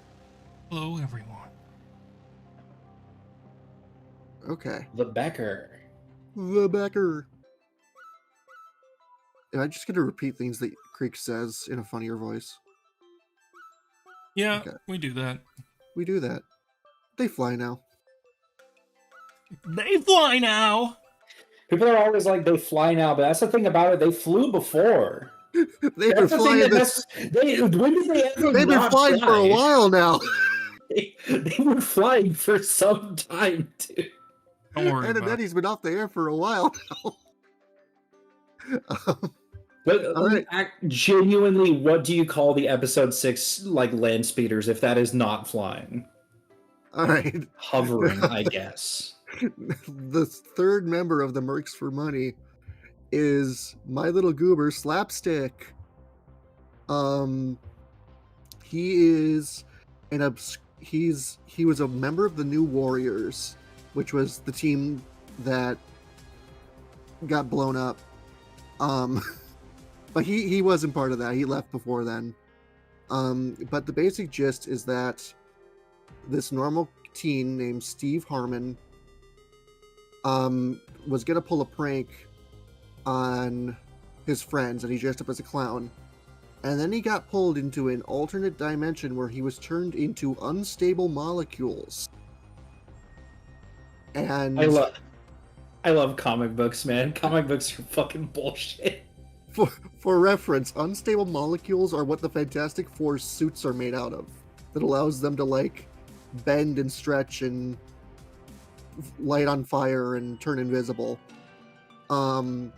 And so the scientist supreme of that universe, who looks exactly like famous comedian Groucho Marx, made Slapstick his vessel, or not vessel, but like his, like knighted him pretty much. It's like, you're my hero, now go. And so Slapstick now just exists in the Marvel universe as a superhero who is a living Looney Tunes character and runs on that logic. So he's a living cartoon character, can squash and stretch and get flattened into a pancake and walk off a cliff and will only fall if he looks down and realizes it. And he's got a big mallet. Got a big hammer. He's got a really big mallet. And hyperspace. He's just got a bunch of like pies and stuff he can throw. Oh, yeah. He's Harley Quinn if she was a cartoon character. Well, no, I can't remember if the cartoon logic applies to people that he attacks as well, or if it is just you are getting hit with a really big hammer and you are reduced to a froth. I think it depends on the run, because in some runs he's doing slapstick comedy to people and they're like dying. Okay, so he literally switches between being the Mask Jim Carrey and the Mask original version. Yeah. So I don't think, of course I'm gonna do the Looney Tunes cartoon character on my roster. Who do you think I am? Like, I I love him. And I was very happy when I had him in the place of Daredevil initially, and I'm like, I can't justify doing him on the base roster. And I'm like, but I can justify him being a mercenary because he's done that before, and he was on the team that I'm naming it after. So that leaves my final character, and this is one that has a little bit of history that I'm going to have to explain. So my final character is Death's Head. My God, no way. So I'm going to explain the history behind this character, but I'm not going to elaborate on anything. So Death's Head was hired as a mercenary to kill Optimus Prime of the Transformers. He ended up becoming an ally with them, and like there was some bigger villain that he helped fight the Decepticons, and eventually kind of did his own thing until he got, through some reason or another, got sent into space, like flying as a human projectile through space, where he then proceeds to crash into the TARDIS piloted by the Doctor. And the Doctor and him have a little bit of an adventure. It's implied there's some time travel bullshit, but once, he's going to try to kill the Doctor talks his way out of it. And through those shenanigans, eventually the Doctor goes, okay, that's enough. I'm dropping you off in a random universe so you can get back home. And Deathhead's like, this is not my home, yes? When he speaks, he ends most sentences with the yes and a question mark. That's very important. But he gets dropped into a random universe and he's kind of told, okay, figure your way back home. And that's when he is dropped onto the Baxter building, where he then proceeds to get into a misunderstanding with the Fantastic Four. Death's Head is a fucking insane character. He is a android assassin who has interchangeable weapon arms. He is the size of a Transformer. He's huge. They change his size from time to time based on, either Doctor Who bullshit or Fantastic Four pseudoscience bullshit. But in my vision of him, he is a huge character, and he has big weapon hands that he's going to squish you with, and he's going to be very funny when he does it. But yeah, he was a leftover from my Excalibur team because he was created by Marvel's UK division, hence him being in the Doctor Who comics that they made. But yeah, he was a character Marvel created for the Transformers comics that when they realized that they were keeping the rights to him, they just kept on throwing him in more licensed comics until eventually he made his way to the mainline universe. And I feel like that fits perfectly in line with a team that's led by Deadpool and has characters like Bullseye and Slapstick on it. This is the funniest pick you could have done, dude. All right. I love Death's Head so much. Before we move on to the next roster, I would just like to say my eyesight has been acting up. So I look down at column 4, row 4, and that combined with my dyslexia makes me read Dared Evil. So, all right. Dared Evil. The Dared Evil. Okay. We are moving on to our final roster, and I will be changing the tag on screen. The last roster of today is Creeks.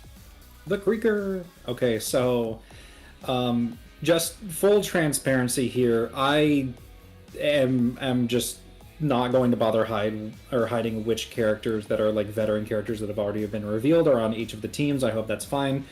The first team that we have up is, of course, the Avengers. We don't need to talk about Captain America and Iron Man, so we can instead talk about character number 3. which is I'm kind of surprised I was the only person that actually committed to doing this bit, is Wasp. Wasp is a founding member of the Avengers. She's a really cool character. I'm going with Janet Van Dyne, the original Wasp, for this roster. She has the ability to change her size. She can fly around. She can shoot beams and stun people. I feel like there is a lot that you can do with a character that has the ability to dynamically change their size on the fly, but it's kind of hard to do that with a character that is their only thing, because in a fighting game context, how exactly do you handle that? And Injustice 2 tried it with the Atom, but also Injustice 2 is Injustice 2. So the animation potential there was kind of odd, but I feel like if Wasp's whole thing is not just turning small or turning big, if it is also hitting people with energy blasts and paralyzer stinger bullets and flying around and stuff, that gives, especially because most versions of the Wasp are also relatively proficient in hand-to-hand, depending on the rider. I feel like that gives like a lot more interesting stuff to do with the character than just doing Ant-Man would do. And also, I feel like the Wasp gets passed up for these sorts of games way too often. Oh, Sam. I love Janet. And then the last character to round out our Avengers lineup is... Let me make sure. Yeah, so I also did Jin, just because I wanted a character in the base roster that could be a grappler, not just a big body, because I have other characters that are like physically large, but I wanted a character that could do like lariats and suplexes and pile drivers without it feeling out of character. And Jin is basically already wearing like a wrestling suit. It kind of fits with her bombastic, fun personality to have an interpretation of her character where she kind of leans into that fun, bombastic personality. And she is a character that is always playing to the crowd because she is a fourth wall breaker. So if you just make the fourth wall her face wrestling audience... Oh my god, she's Beowulf. Yeah, like genuinely, if you just make that, the audience, she's playing it up. Like, you don't even have to literally make her a wrestler, but you can give her that sort of energy to her attacks. I never thought of that. That's really good. Yeah, and the way that she presents herself, which I think makes her really interesting in a fighting game context. Now, I did actually also consider doing Bruce separately. I was actually wanting to do Bruce on like the Midnight Suns or a team adjacent to that, because if they did do Bruce, which I think they will down the line, I want them to lean into the Immortal Hulk in all of like the regeneration Green Door stuff and the crazy like body horror angle of the character, which they usually don't do. I would absolutely love that. I would also love if we got Thor, but it was like Herald Thor with a lot of like his more modern stuff and the way that he kind of bends lightning around in more recent comics. But like I said earlier, I have some pretty major Marvel characters that are not a part of my lineup. I think that if you started with a roster similar to mine and moved forward, I think this game is going to get DLC for a long time. I think characters like Thor and Hulk would come eventually. I like those characters a lot. I don't have them on my roster. So we're going to be making some interesting polls in light of those characters not being here. Parentheses, yet, because I do think that they would have come like eventually. Any character that is not here, don't take it as a slight on the character, just take it as they'll be later. So we can then move on, because the next team I have is the X-Men, which are all revealed, to Spider-Man's team, which in my roster, Spider-Man's team, I did not actually settle on a name that I wanted for them, but I did settle on a prefix because the X-Men have like the unbeatable or like the unbreakable X-Men, if I remember correctly from the trailer. Each of the teams is probably going to have an adjective. That way you can probably get multiple Avengers teams or X-Men teams or what have you by the time the game ends development. And it can just be like the Mighty Avengers, the West Coast Avengers, the, I don't know, Uncanny Avengers or something. Oh, that's the X-Men, but We'll get like the Uncanny X-Men, and it'll have like, I don't know, Jean and Scott on it probably. So what I had here is the New York Champions, or the New York Defenders. Miss Marvel is from New Jersey, but that's fine. That doesn't count for anything. These are all characters that are relatively street level characters that are focused around that New England, like New York, New Jersey, like East Coast area for Marvel. That are kind of in that sort of circle with like Spider-Man and Daredevil and all of them. So I put Miss Marvel on the team with Spider-Man, and our next character for the team is did you know, guess which character is currently attending college in the comics in New York? So this is a character that is more associated with I think actually the Midwest, generally speaking, just because specifically, even though Squirrel Girl is not actually from the Midwest, the thing that most people know Squirrel Girl for a long time is she was the most popular character in the Great Lakes Avengers before she eventually kind of started to grow past them enough in popularity that she ended up kind of leaving that behind. I am the number one Squirrel Girl fan in my immediate vicinity. I love Squirrel Girl. She is really funny. She is adorable. I love all of her comics.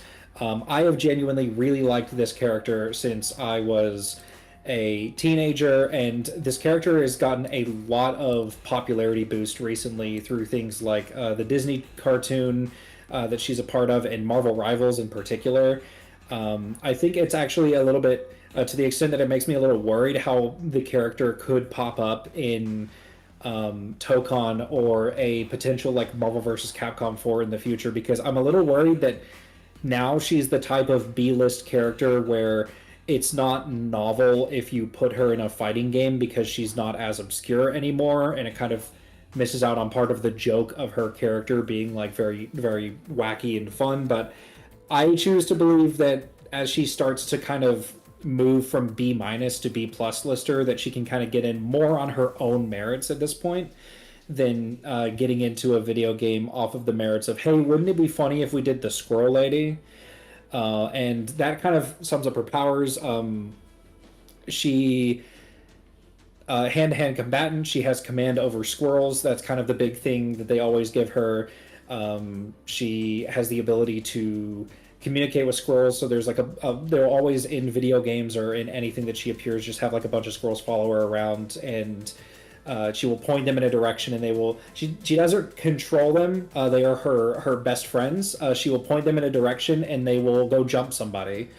Part of the joke with her also prehensile tail and like slight superhuman durability and strength, although not to a really strong extent.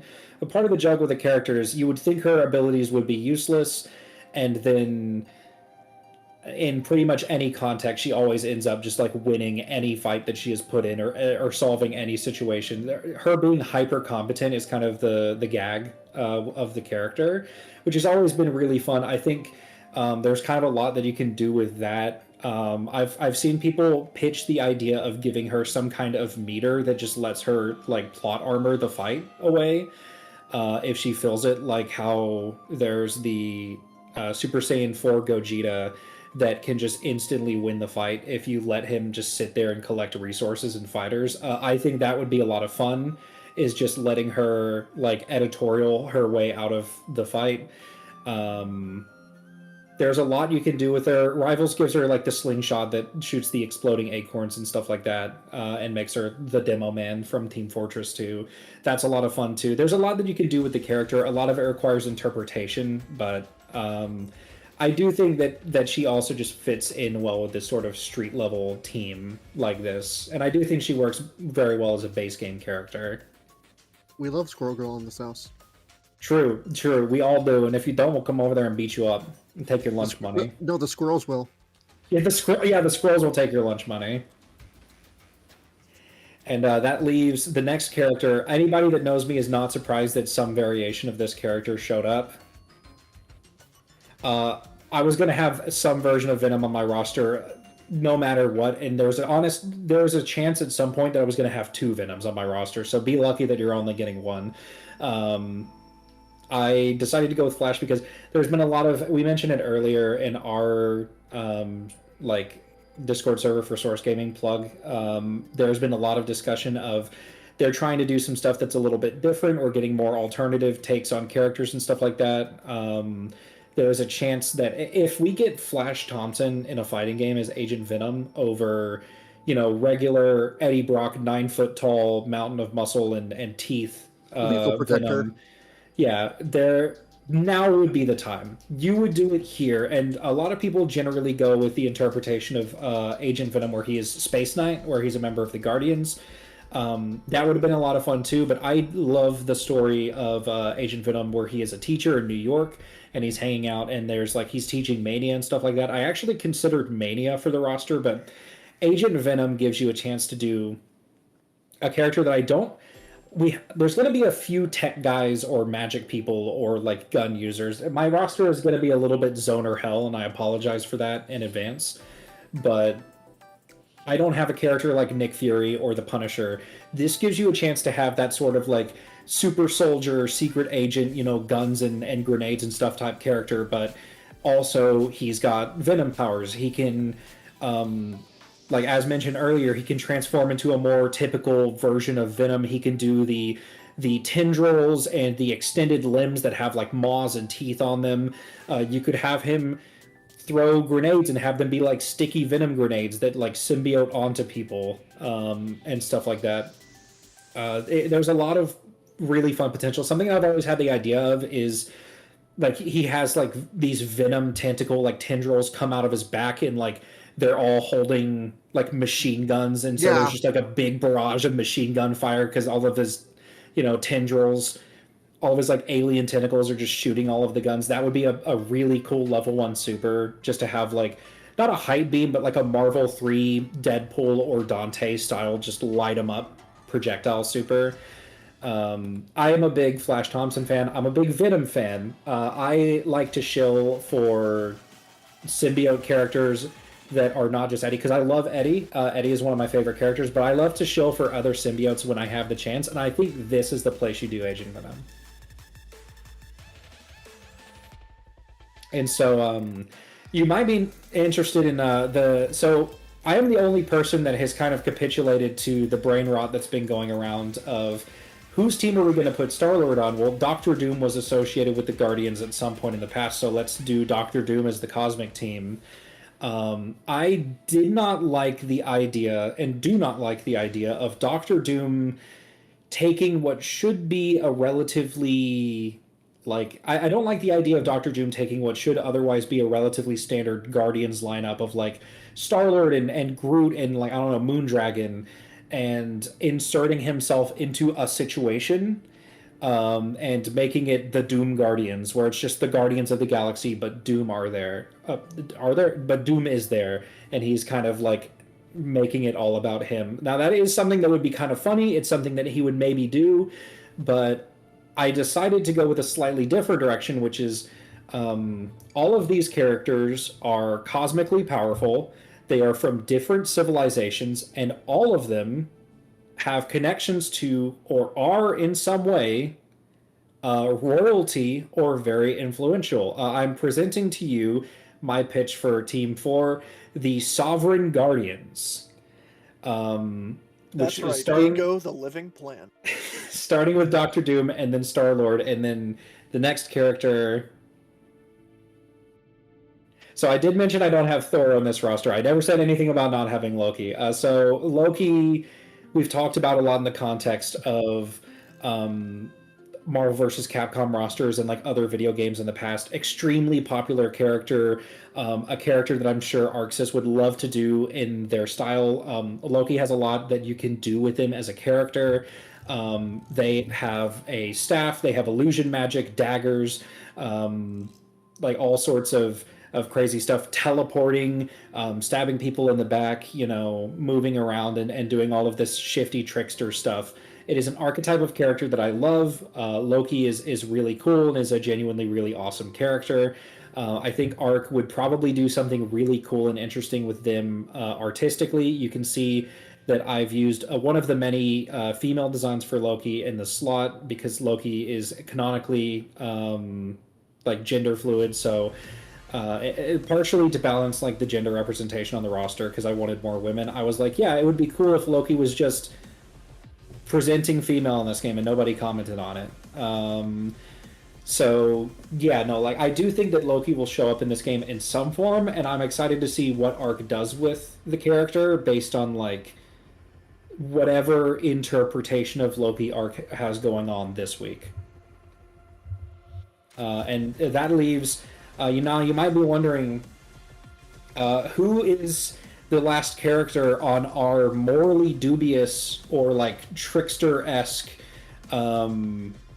collection of royal or influential figures that Doom is gathering to fight the champion of the universe. Well, of course, that would be everybody's favorite character, Maximus.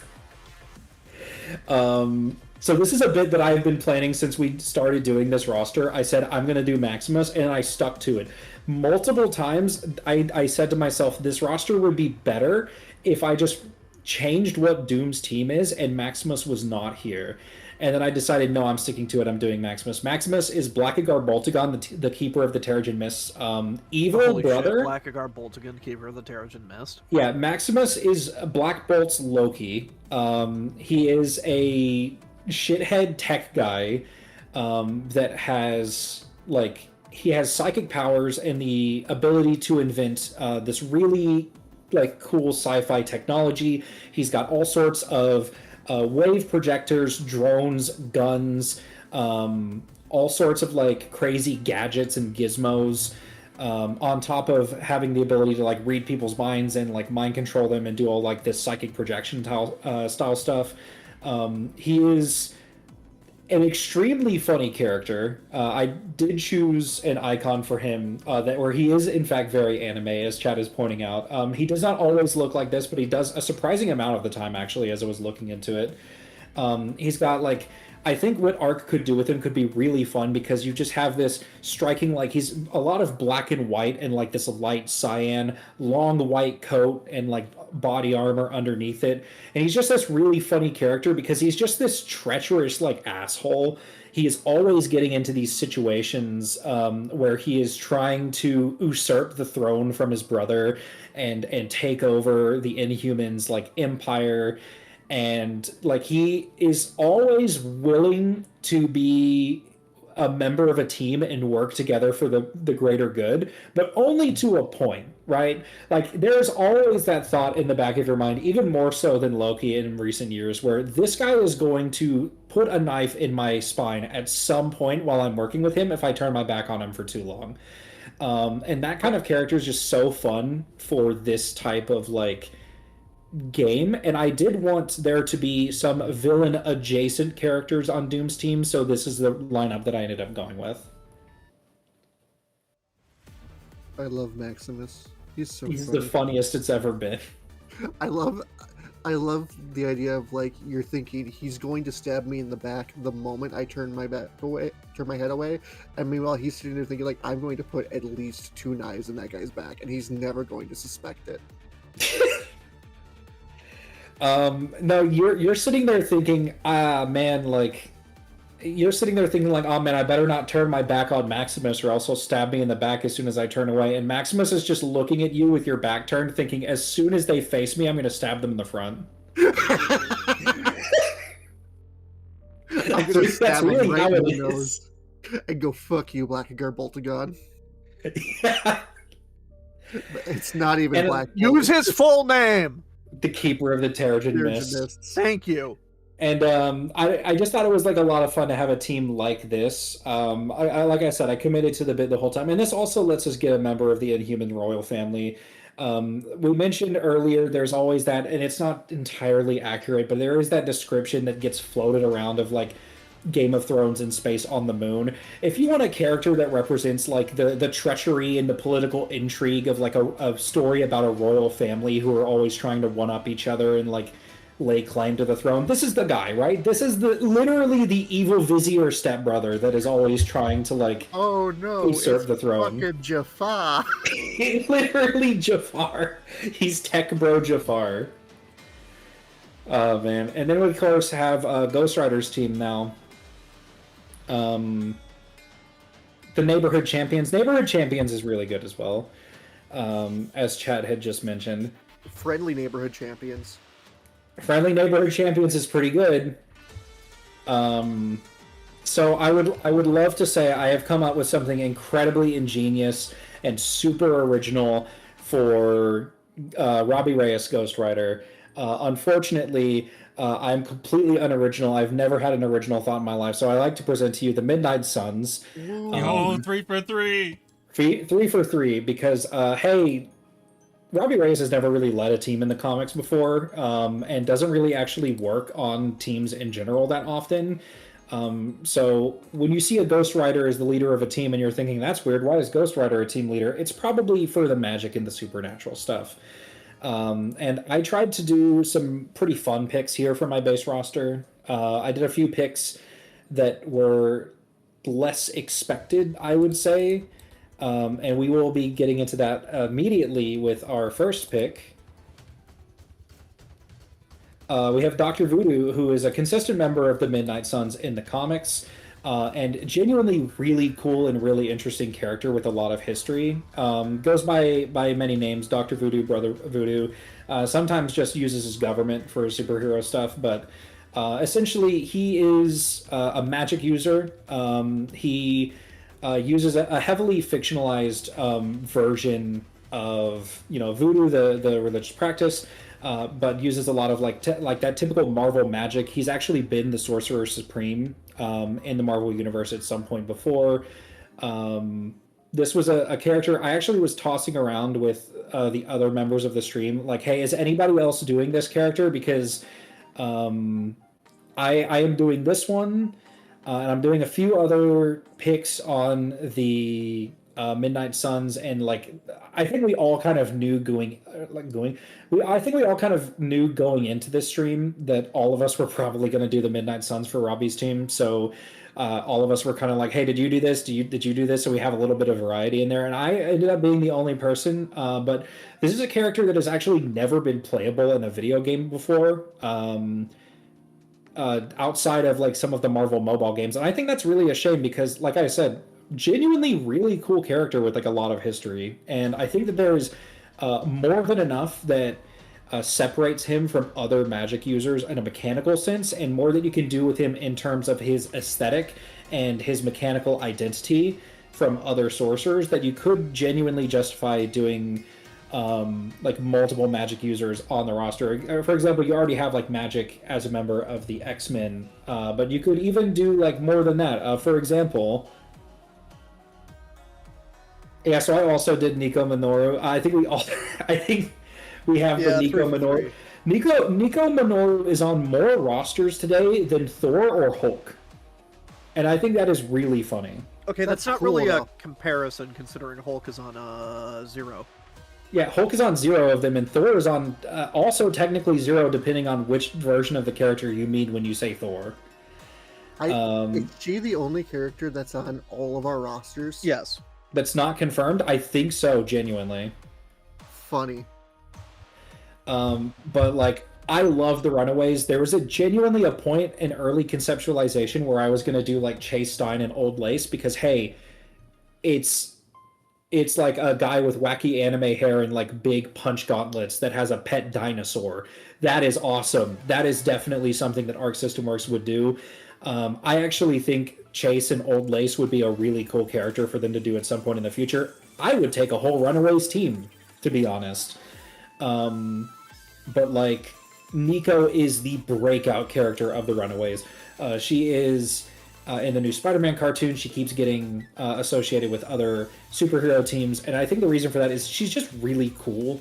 And like I said, you're basically doubling up on pure magic users in the Midnight Suns with having Dr. Voodoo and Sister Grimm with Nico Minoru, and I also did not use the Sister Grimm title just because I'm not really a big fan of it personally, but I do think that there's more than enough, just in the realm of comic book magic, there is so much that you can do to differentiate these characters that honestly, I am fine with doing both of these characters on a team, and I think you could add Doctor Strange to this roster at some point in the future. He's not here in my roster, by the way. But I think you could like add more magic and still have so much Marvel magic that you can pull from. There's like genuinely so much cool stuff that you can do with that in a moveset sense, especially because Arc is so familiar with magic characters already. And the last character on the Midnight Suns, I also did Man-Thing. I am unoriginal. I apologize. We love Man-Thing. We love Man-Thing. Man-Thing is just like a really cool concept for a character. And I mentioned I had other big bodies besides Jin. Man-Thing is the other really like big body character that I have on the roster. And that's I like a big body that's not a grappler. I think you could do some really cool stuff with Man-Thing in terms of just like Man-Thing is physically a construct of like swamp mass and various like various like branches and just swamp goo and grass and stuff given physical form as like an avatar for like an otherworldly being. And I think that there's like a lot that you could then do with like stage control. There's always like, again, like the burned by those who fear element where like there's a lot of comics that go into Man-Thing being able to kind of create ooze, and it's like, okay, maybe acid puddles for like a big strong character like this, or just shape-shifting limbs. A character the size of like Potemkin being Dhalsim is terrifying to think about in a way that is really funny on like a mechanical fighting game level. So yeah, I'm big on Team Man-Thing. I'm glad actually that I'm not the only person that did Man-Thing. And we get into the DLC characters. The DLC teams get into like this is where I started bumping my head a little bit against the team theme, because it really became okay, I can do teams. I really just want to do certain characters. What are the teams that can justify certain characters? And you're going to see that a lot for my first team, which was basically me just going, how can I justify a bunch of characters that I want to do but could not otherwise fit on? And I realized a lot of these have been on a certain team at some point in the past. So my first DLC team is the West Coast Avengers, led by Hawkeye as Kate Bishop. I am a big fan of Hawkeye, both Hawkeyes. I like Clinton Barton a lot and Kate Bishop. I'm a big fan of the Matt Fraction run, which a few of our friends recently read through for the first time for like a book club thing. I unfortunately was not able to be a part of it because of timing restrictions, but I think that Kate is what they would go for with this game. I think that there's so much with the trick arrows that you can do that, yes, even with a roster of like this many characters that have guns and swords and magic and various projectile stuff, I would still think there's a lot of fun stuff that you can do with a bow and arrow. You can do curved shots, shoot the arrow in the air and have it come down, exploding. If you don't do like they didn't do it in Marvel 3, in a game like this that is going for so much more like wacky personality and like crazy anime over the top stuff, if you don't do the boxing glove arrow, like I know that's more of a green arrow type of thing, but like Hawkeye's done all sorts of crazy stuff like that too. Do something vaguely boxing glove arrow adjacent, right? Get really silly with it. Why It's a not? brick. It's a brick. Yeah. Yeah. Do the brick arrow. The brick arrow is really good. But like I do really like Kate, but a big part of the reason that I wanted to do Kate is because I think she works really well as the up-and-coming leader of the West Coast Avengers, who I have populated by... next up is one of Kate's current comic besties, on and off again, Gwen. Gwenpool is great. I love Gwenpool. The original run of Gwenpool is incredible. I remember being really confounded when the original concept for the character came out and kind of having that reaction of, yeah, Marvel is really out of ideas. They're doing a Gwen Stacy Deadpool now, and being just so blown away with the original run and what they managed to do to turn that character around. She is a lot of fun, really cool character. She is the most fourth wall breaking character that they've ever had, which is crazy because they have She-Hulk and Deadpool. I will say this though, just because we did bring it up. Hey, you mentioned the original run. Skip her original debut in, I believe it was Howard the Duck. That is not the same character. Yeah. But like the Gwenpool character concept, and they've stumbled like genuinely a lot of times with trying to get the character back on track after some of the runs that happened immediately following her original run, where that sort of ended with her being like, well, now our run is ending and some other Marvel writer is going to get their hands on me and my extended cast, and all of my extended cast is going to disappear, and I'm going to be like mischaracterized. And it's really kind of unfortunate that is exactly what happened immediately. But they've done a lot of really cool stuff since then with like tying that in and like trying to explain, like use her as a mechanism to do commentary on how superheroes are characters that are written by different people over different time with different interpretations of the characters, so they can be different depending on like who is in charge of writing their stuff and all that. It's like a really fun character. There's so much that you can do. She basically has a similar arsenal to what Deadpool does. Often spice it up with something like a hammer or like a baseball bat, but it's generally like katanas and submachine guns and stuff like that, but with like a pink and white flavor. But there's a lot that you can also do with the like the fourth wall breaking nature of the character if you want to get really creative with it. And I also think that like you can see that I have funny Jeff there in her icon. I do think that you could give her or Kate, to be honest, Jeff as a striker, or like in some super or like one special move or something, and that would be a lot of fun. So like yeah, I do think that Gwen kind of steps on the toes of Deadpool a little bit, but let's be honest, if they really want to do Deadpool, they're not going to let another similar character being in the game stop them. And I just would really like to see this character in a fighting game at some point. I was gonna do Gwenpool too, but I just couldn't find a place for her. And I was like, I know Creeks is going to do Gwenpool. Yeah, because you know me. Yeah. I was gonna do a puppet moveset with Jeff, where she like that's fun. Yeah, that's a fun summons one. Jeff and he does Orcane Rivals of Ether. So the next two characters are characters that are on my sort of like, hey, these are some of my favorite B-list Marvel characters. Did you know they have been a part of the West Coast Avengers, starting with... This guy's from New York City. Why is he on the West Coast Avengers? That's not Brodock. We've talked about Moon Knight at length. I love Moon Knight. Great character. A lot of really fun stuff that you can do. Again, we've talked about it before. Glider cape. He's got like the like, not tonfa, but like the little clubs, like the little bats. He has got the throwing star crescents, and he's the random bullshit go man. He's got like his utility belt, basically full of random projectiles and melee implements that he can use to throw at people, hit people over the head with, distract people, just stab somebody in the hand with it. Why not? He's got a very fun fighting style that is very brutal and very like entertaining in a choreography sense. There's like a strong personality and design to him as well. I am a big Moon Knight fan. I would like Moon Knight to be like here anywhere. I would just throw him on whatever team. My favorite Moon Knight fact is that Taskmaster refuses to copy his fighting style, because if he does, he would Moon Knight just tanks stabbings. Like, he will get in the way of danger. Yeah, somebody will be pointing a gun at Moon Knight, and Moon Knight will just keep running towards them like, yeah, what are you going to do, shoot me with it? And they will shoot him with it, and he'll just go like, well, that hurt anyway, and then he will just run up and stab them with like the crescent knife.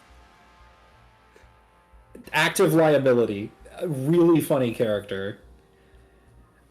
And then we have the next character, which is another one of those characters like Gwenpool and Squirrel Girl and Agent Venom that is like, yeah, gee, I wonder who's going to make it on the Creeks roster. I fucking love Darkhawk. Darkhawk is like genuinely one of the coolest character designs that they have ever put out. I think that they could do so much that is visually interesting with the metallic, like knife-like wings that he has that allow him to like fly around and glide and stuff, but can also be used kind of in melee weapon because yeah, they are metallic knife-like wings. There's the fact that he has like his powers are basically he swaps places with this power suit that is like full of this alien technology. Very agile character, genuinely like just a sick design all around. And I think what's really cool to me is you can make this character like a Henshin hero so easily because he is basically just out here shazamming it. You have like this guy, he's a little older in the comics now, but he started off, you know, teenage guy. He just runs into this amulet that he just wears around his neck, and he shows up and is like, he shows up and just swaps places with like this suited up superhero, and I'm like, yeah, that is some Kamen Rider like Sentai Ranger shazamming it up like Henshin hero transformation nonsense that you could do so much fun stuff with if you're allowed to like do kind of what they've been doing with characters like Iron Man and Danger on like a visual level, that I really think would be like a lot of fun. And the next team that we have in the lineup is so I also did Daredevil, but I waited to do Daredevil in the DLC because I do think that like I don't know, I kind of just get a vibe that I don't think he's in the base game. And you might notice I have Daredevil as the team leader. Deadpool in the comics has been the team leader of what is colloquially known and what is referred to in universe as the unnamed Daredevil's superhero team, or unnamed Daredevil's anti-hero team, which is called by Marvel editorial and in adaptations and promotional material as the Marvel Knights. So I had a lot of leftover characters. It was so difficult. I was down to the wire because I was going to work on this as well last night. I woke up this morning because I ended up crashing last night and going to sleep really early. Woke up this morning, was trying to scramble to like fit the last few roster decisions together. I had a list of a lot of characters that I wanted to do, but I could not get a coherent vision for what I wanted the last team to be, because I considered doing Heroes for Hire, and I was actually going to do like Heroes for Hire plus like Daughters of the Dragon and have it be like Luke, Danny, Misty, Colleen. But I thought that would be like, that is a team lineup that is like way too set in stone for me. Like, it's like, yeah, you do those four. Those are the four. That is that team, canonically. And I also I got to be kind of blunt. I don't really care about Colleen enough to do like a whole team that is Heroes for Hire plus the Daughters of the Dragon. Nothing against Colleen. I just wasn't really... You could tell that there were parts of that team I was more interested in than others. It was like, to some extent, I feel like it's almost like some level of like, how do I get Luke Cage on the roster, really, for me? Because I really like that character. I think he's really cool. But this was what I ended up with. I had a lot of street level characters that I had left over and like a lot of stuff that I wanted to do. This is not everything, but this is what I had a lot of fun with. And these are all characters that have been a part of the Marvel Knights branding or Marvel Knights like editorial lineup in the past. Not all of them have ever been on a team with each other, but they are all within that sort of space. They are all street level. They are all darker characters that deal with like more, they're aimed more like teenager and young adult comics. So like they kind of have that more like mature vibe to them. Mature in the sense, so somewhat, 50-50, that they have more emotional complexity and are dealing with more serious adult themes, and 50-50 in that they are also like stabbing people and getting into fights and their noses bleeding and all that. So we're starting with Daredevil, and then we have the next character. Yeah, this character we already talked about previously, needs really no introduction. Everybody loves Blade. Blade is the coolest guy ever. Arc System Works is going to do Blade. He will be there at some point before the game EOS's, and if he doesn't, what are they doing? I was actually going to have Blade on my base roster, but I moved some stuff around in the Midnight Suns because I gotta be honest, I had Maximus and Agent Venom in like Danger, and like Star-Lord on the base roster and stuff, and I was looking at moving stuff around. I'm like, I have too many people that have swords and guns and stuff. Same reason that Gwenpool did not make it onto the base roster. I was actually considering Ghost Rider leading a West Coast Avengers team at first, but Robbie's whole identity is being from Los Angeles, but he's never really been on the West Coast Avengers. It's a whole thing. So I was like, I'm still doing Blade somewhere. This is non-negotiable. I have to do Blade. So I ended up doing Blade in the DLC as a part of the Marvel Knights pack, as well as another character who mechanically we've already talked a lot about, which is Cloak and Dagger. Again, as Huff said earlier, puppet fighter, really cool concept, a lot that you can do with them. Really entertaining, like, character, really cool, like, character, like, with a lot of history as well, or like pair of characters, I should say, just on a conceptual and design level. I think that the way that you could translate these two into like an art game is really fun. The thing that comes to mind to me immediately, for those that are familiar, is Dizzy's wings, Necro and Undine from Guilty Gear. The way that they transform into like an angel and a Grim Reaper wearing a hood, has like a really cool aesthetic to it. Opinions are mixed on what they did to those designs in Guilty Gear Strive. Especially for myself, I personally love the older designs, or at least what they did with those designs in Xrd in 3D, compared to what they did in Strive, where Necro and Undine's transformed designs are a little more stylized down a little bit, so that they still work within, you know, Strive's visual style, but they're a little more out of the way. They have less of their own individual character to them. But I do think that, like, something like that, the way that they handled Dizzy's animation and those characters being connected to each other, has convinced me that a character like this would be possible for like Arc System Works' like 3D wheelhouse, which is this is a chance for them to flex their animation department. Don't get me wrong, animation nightmare waiting to happen, but this is where you flex, right? This is that DLC, that's that $5.99 character budget getting put to work. And that means that I have one more character on my roster. Oh boy, what have you done? As a member of Daredevil's team. So true. And as my last character, as the member of the Marvel Knights, a member of Daredevil's team, I have... Yes, this is completely serious, by the way. This is not a bit, and it's not going to be replaced. I hate Jared Leto. The Jared Leto movie did so much damage to Morbius's character. People are not going to believe me when I say this. I'm going to lean real close in the microphone when I say this. Morbius is cool. You have been lied to. Morbius is actually really sick with it. Please trust me. Hey, I've read some of his comments, and I can confirm you're wrong. You're entitled to your opinion. Listen, Morbius is a character that has a cool design, cool concept. He often gets done dirty. Even in some of his own comic lines, he does get done dirty. But I feel like there's a lot of potential to this character and concept. There's a lot of really fun interactions that he has with other characters in the Marvel comics when he is being done well, which unfortunately he very infrequently is. I will give that, absolutely.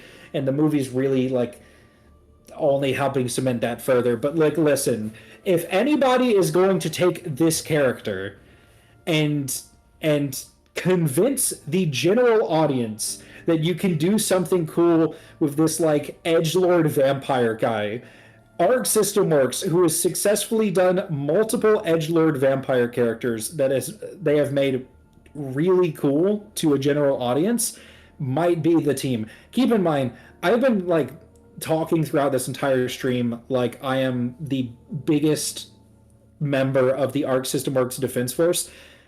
I don't even really like ArcSys that much after like 2017. I gotta be honest with you, but like I love their art team, right? And if anybody is going to be able to pull out the animation potential and the raw aesthetic, I really do think that there is the potential that they could do something really cool with the character. Again, this is not a bit. I really just genuinely think and Blade also has like a lot of vampire stuff because Blade is a vampire. He's a cool like vampire guy that fights vampires. But Blade has more of the vampire hunter in him, whereas Morbius is like he is a freaky Fucked Batman. up weird guy. Yeah, he is a fucked up weird guy. He's a freaky Batman, and he is like, he has talons that he is slashing at people with, and he is like flying around and turning into bats and doing like blood stuff. He is Going bleh. vampire. He is. I'm a Dracula, so strong. He is like vampire guy.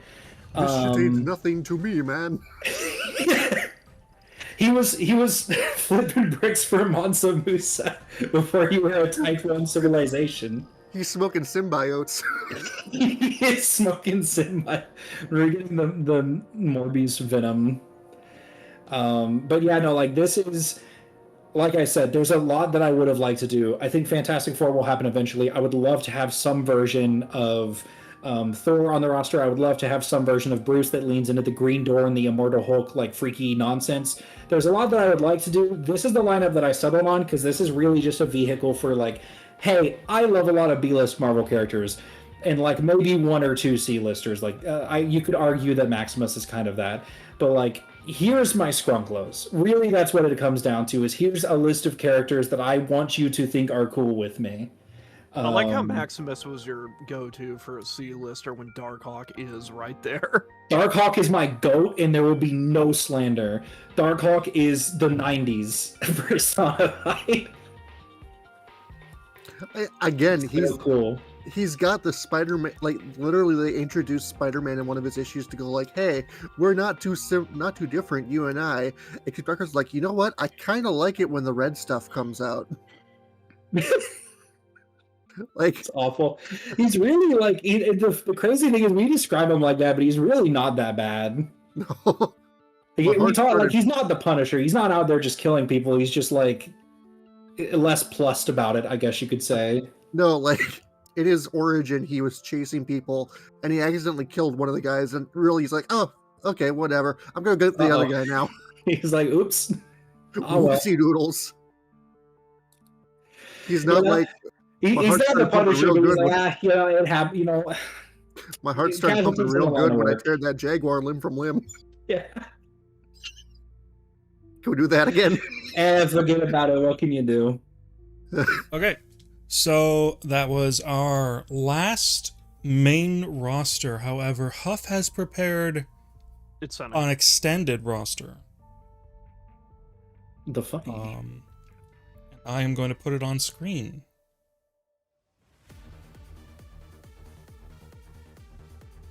Yeah, this is the I don't have self-control and got bored roster. I like the Invisible Woman icon. I don't know if I said that earlier. She's iconic and deserves everything. I think it's wider than that. It is wider. Oh, okay, so we're doing... Yeah. Okay. Pimtron is a really good slot, by the way. I love the Masters of Evil team. I fucking love that team so much. And I told you I love the Impossible Man slot. It's really good. Yeah, it's great. I still think my favorite team here that I wasn't able to do is the Defenders. I think that that's a great lineup. Blue Marvel is such a good character. Clea is a fun choice over Strange, and Silver Surfer feels like one of those characters that is just overdue. Yeah, yeah, Silver Surfer is really cool. It's just a question of like how. Yeah. The Maker is probably one of my most wanted characters, but with Kamala here, I couldn't justify it on like the main roster. And I honestly would be a fan of doing the Maker even with Miss Marvel here. It's yeah, just, have them lean into tech. How with the teams, who you putting the Maker on a team with in the base game? Unnecessary sex scenes. Okay, all right. Content / media. Yeah, that's the Maker. That's what he does. He Also, does the Maker. I'm a big fan of Warriors 3 featuring Pip the Troll, and final comment is, hey, can you zoom in on the Deadpool slot? Yeah, that's All Might High. I refuse to believe this game is not being worked on by Horikoshi. And that's it. I suggested that his Warriors 3 team be named Fuck You Thor. Funny. Fuck you, in particular, Thor Odinson. Okay. As always, the poll for voting for your favorite roster will be up later. There will be a poll on our Blue Sky and a poll on our Discord. Whoever wins the poll gets to choose a suggestion for our next YouTube community poll, which will decide the roster that we're doing next after this one. I hope you all enjoyed today's stream. And as always, thank you very much to all of the patrons that are currently on screen right now. Without your support, we would not be able to keep doing this, so it's greatly appreciated. If you would like to support us, Patreon is in the description. As always, hope you have a great rest of your day, and always remember to return to the source.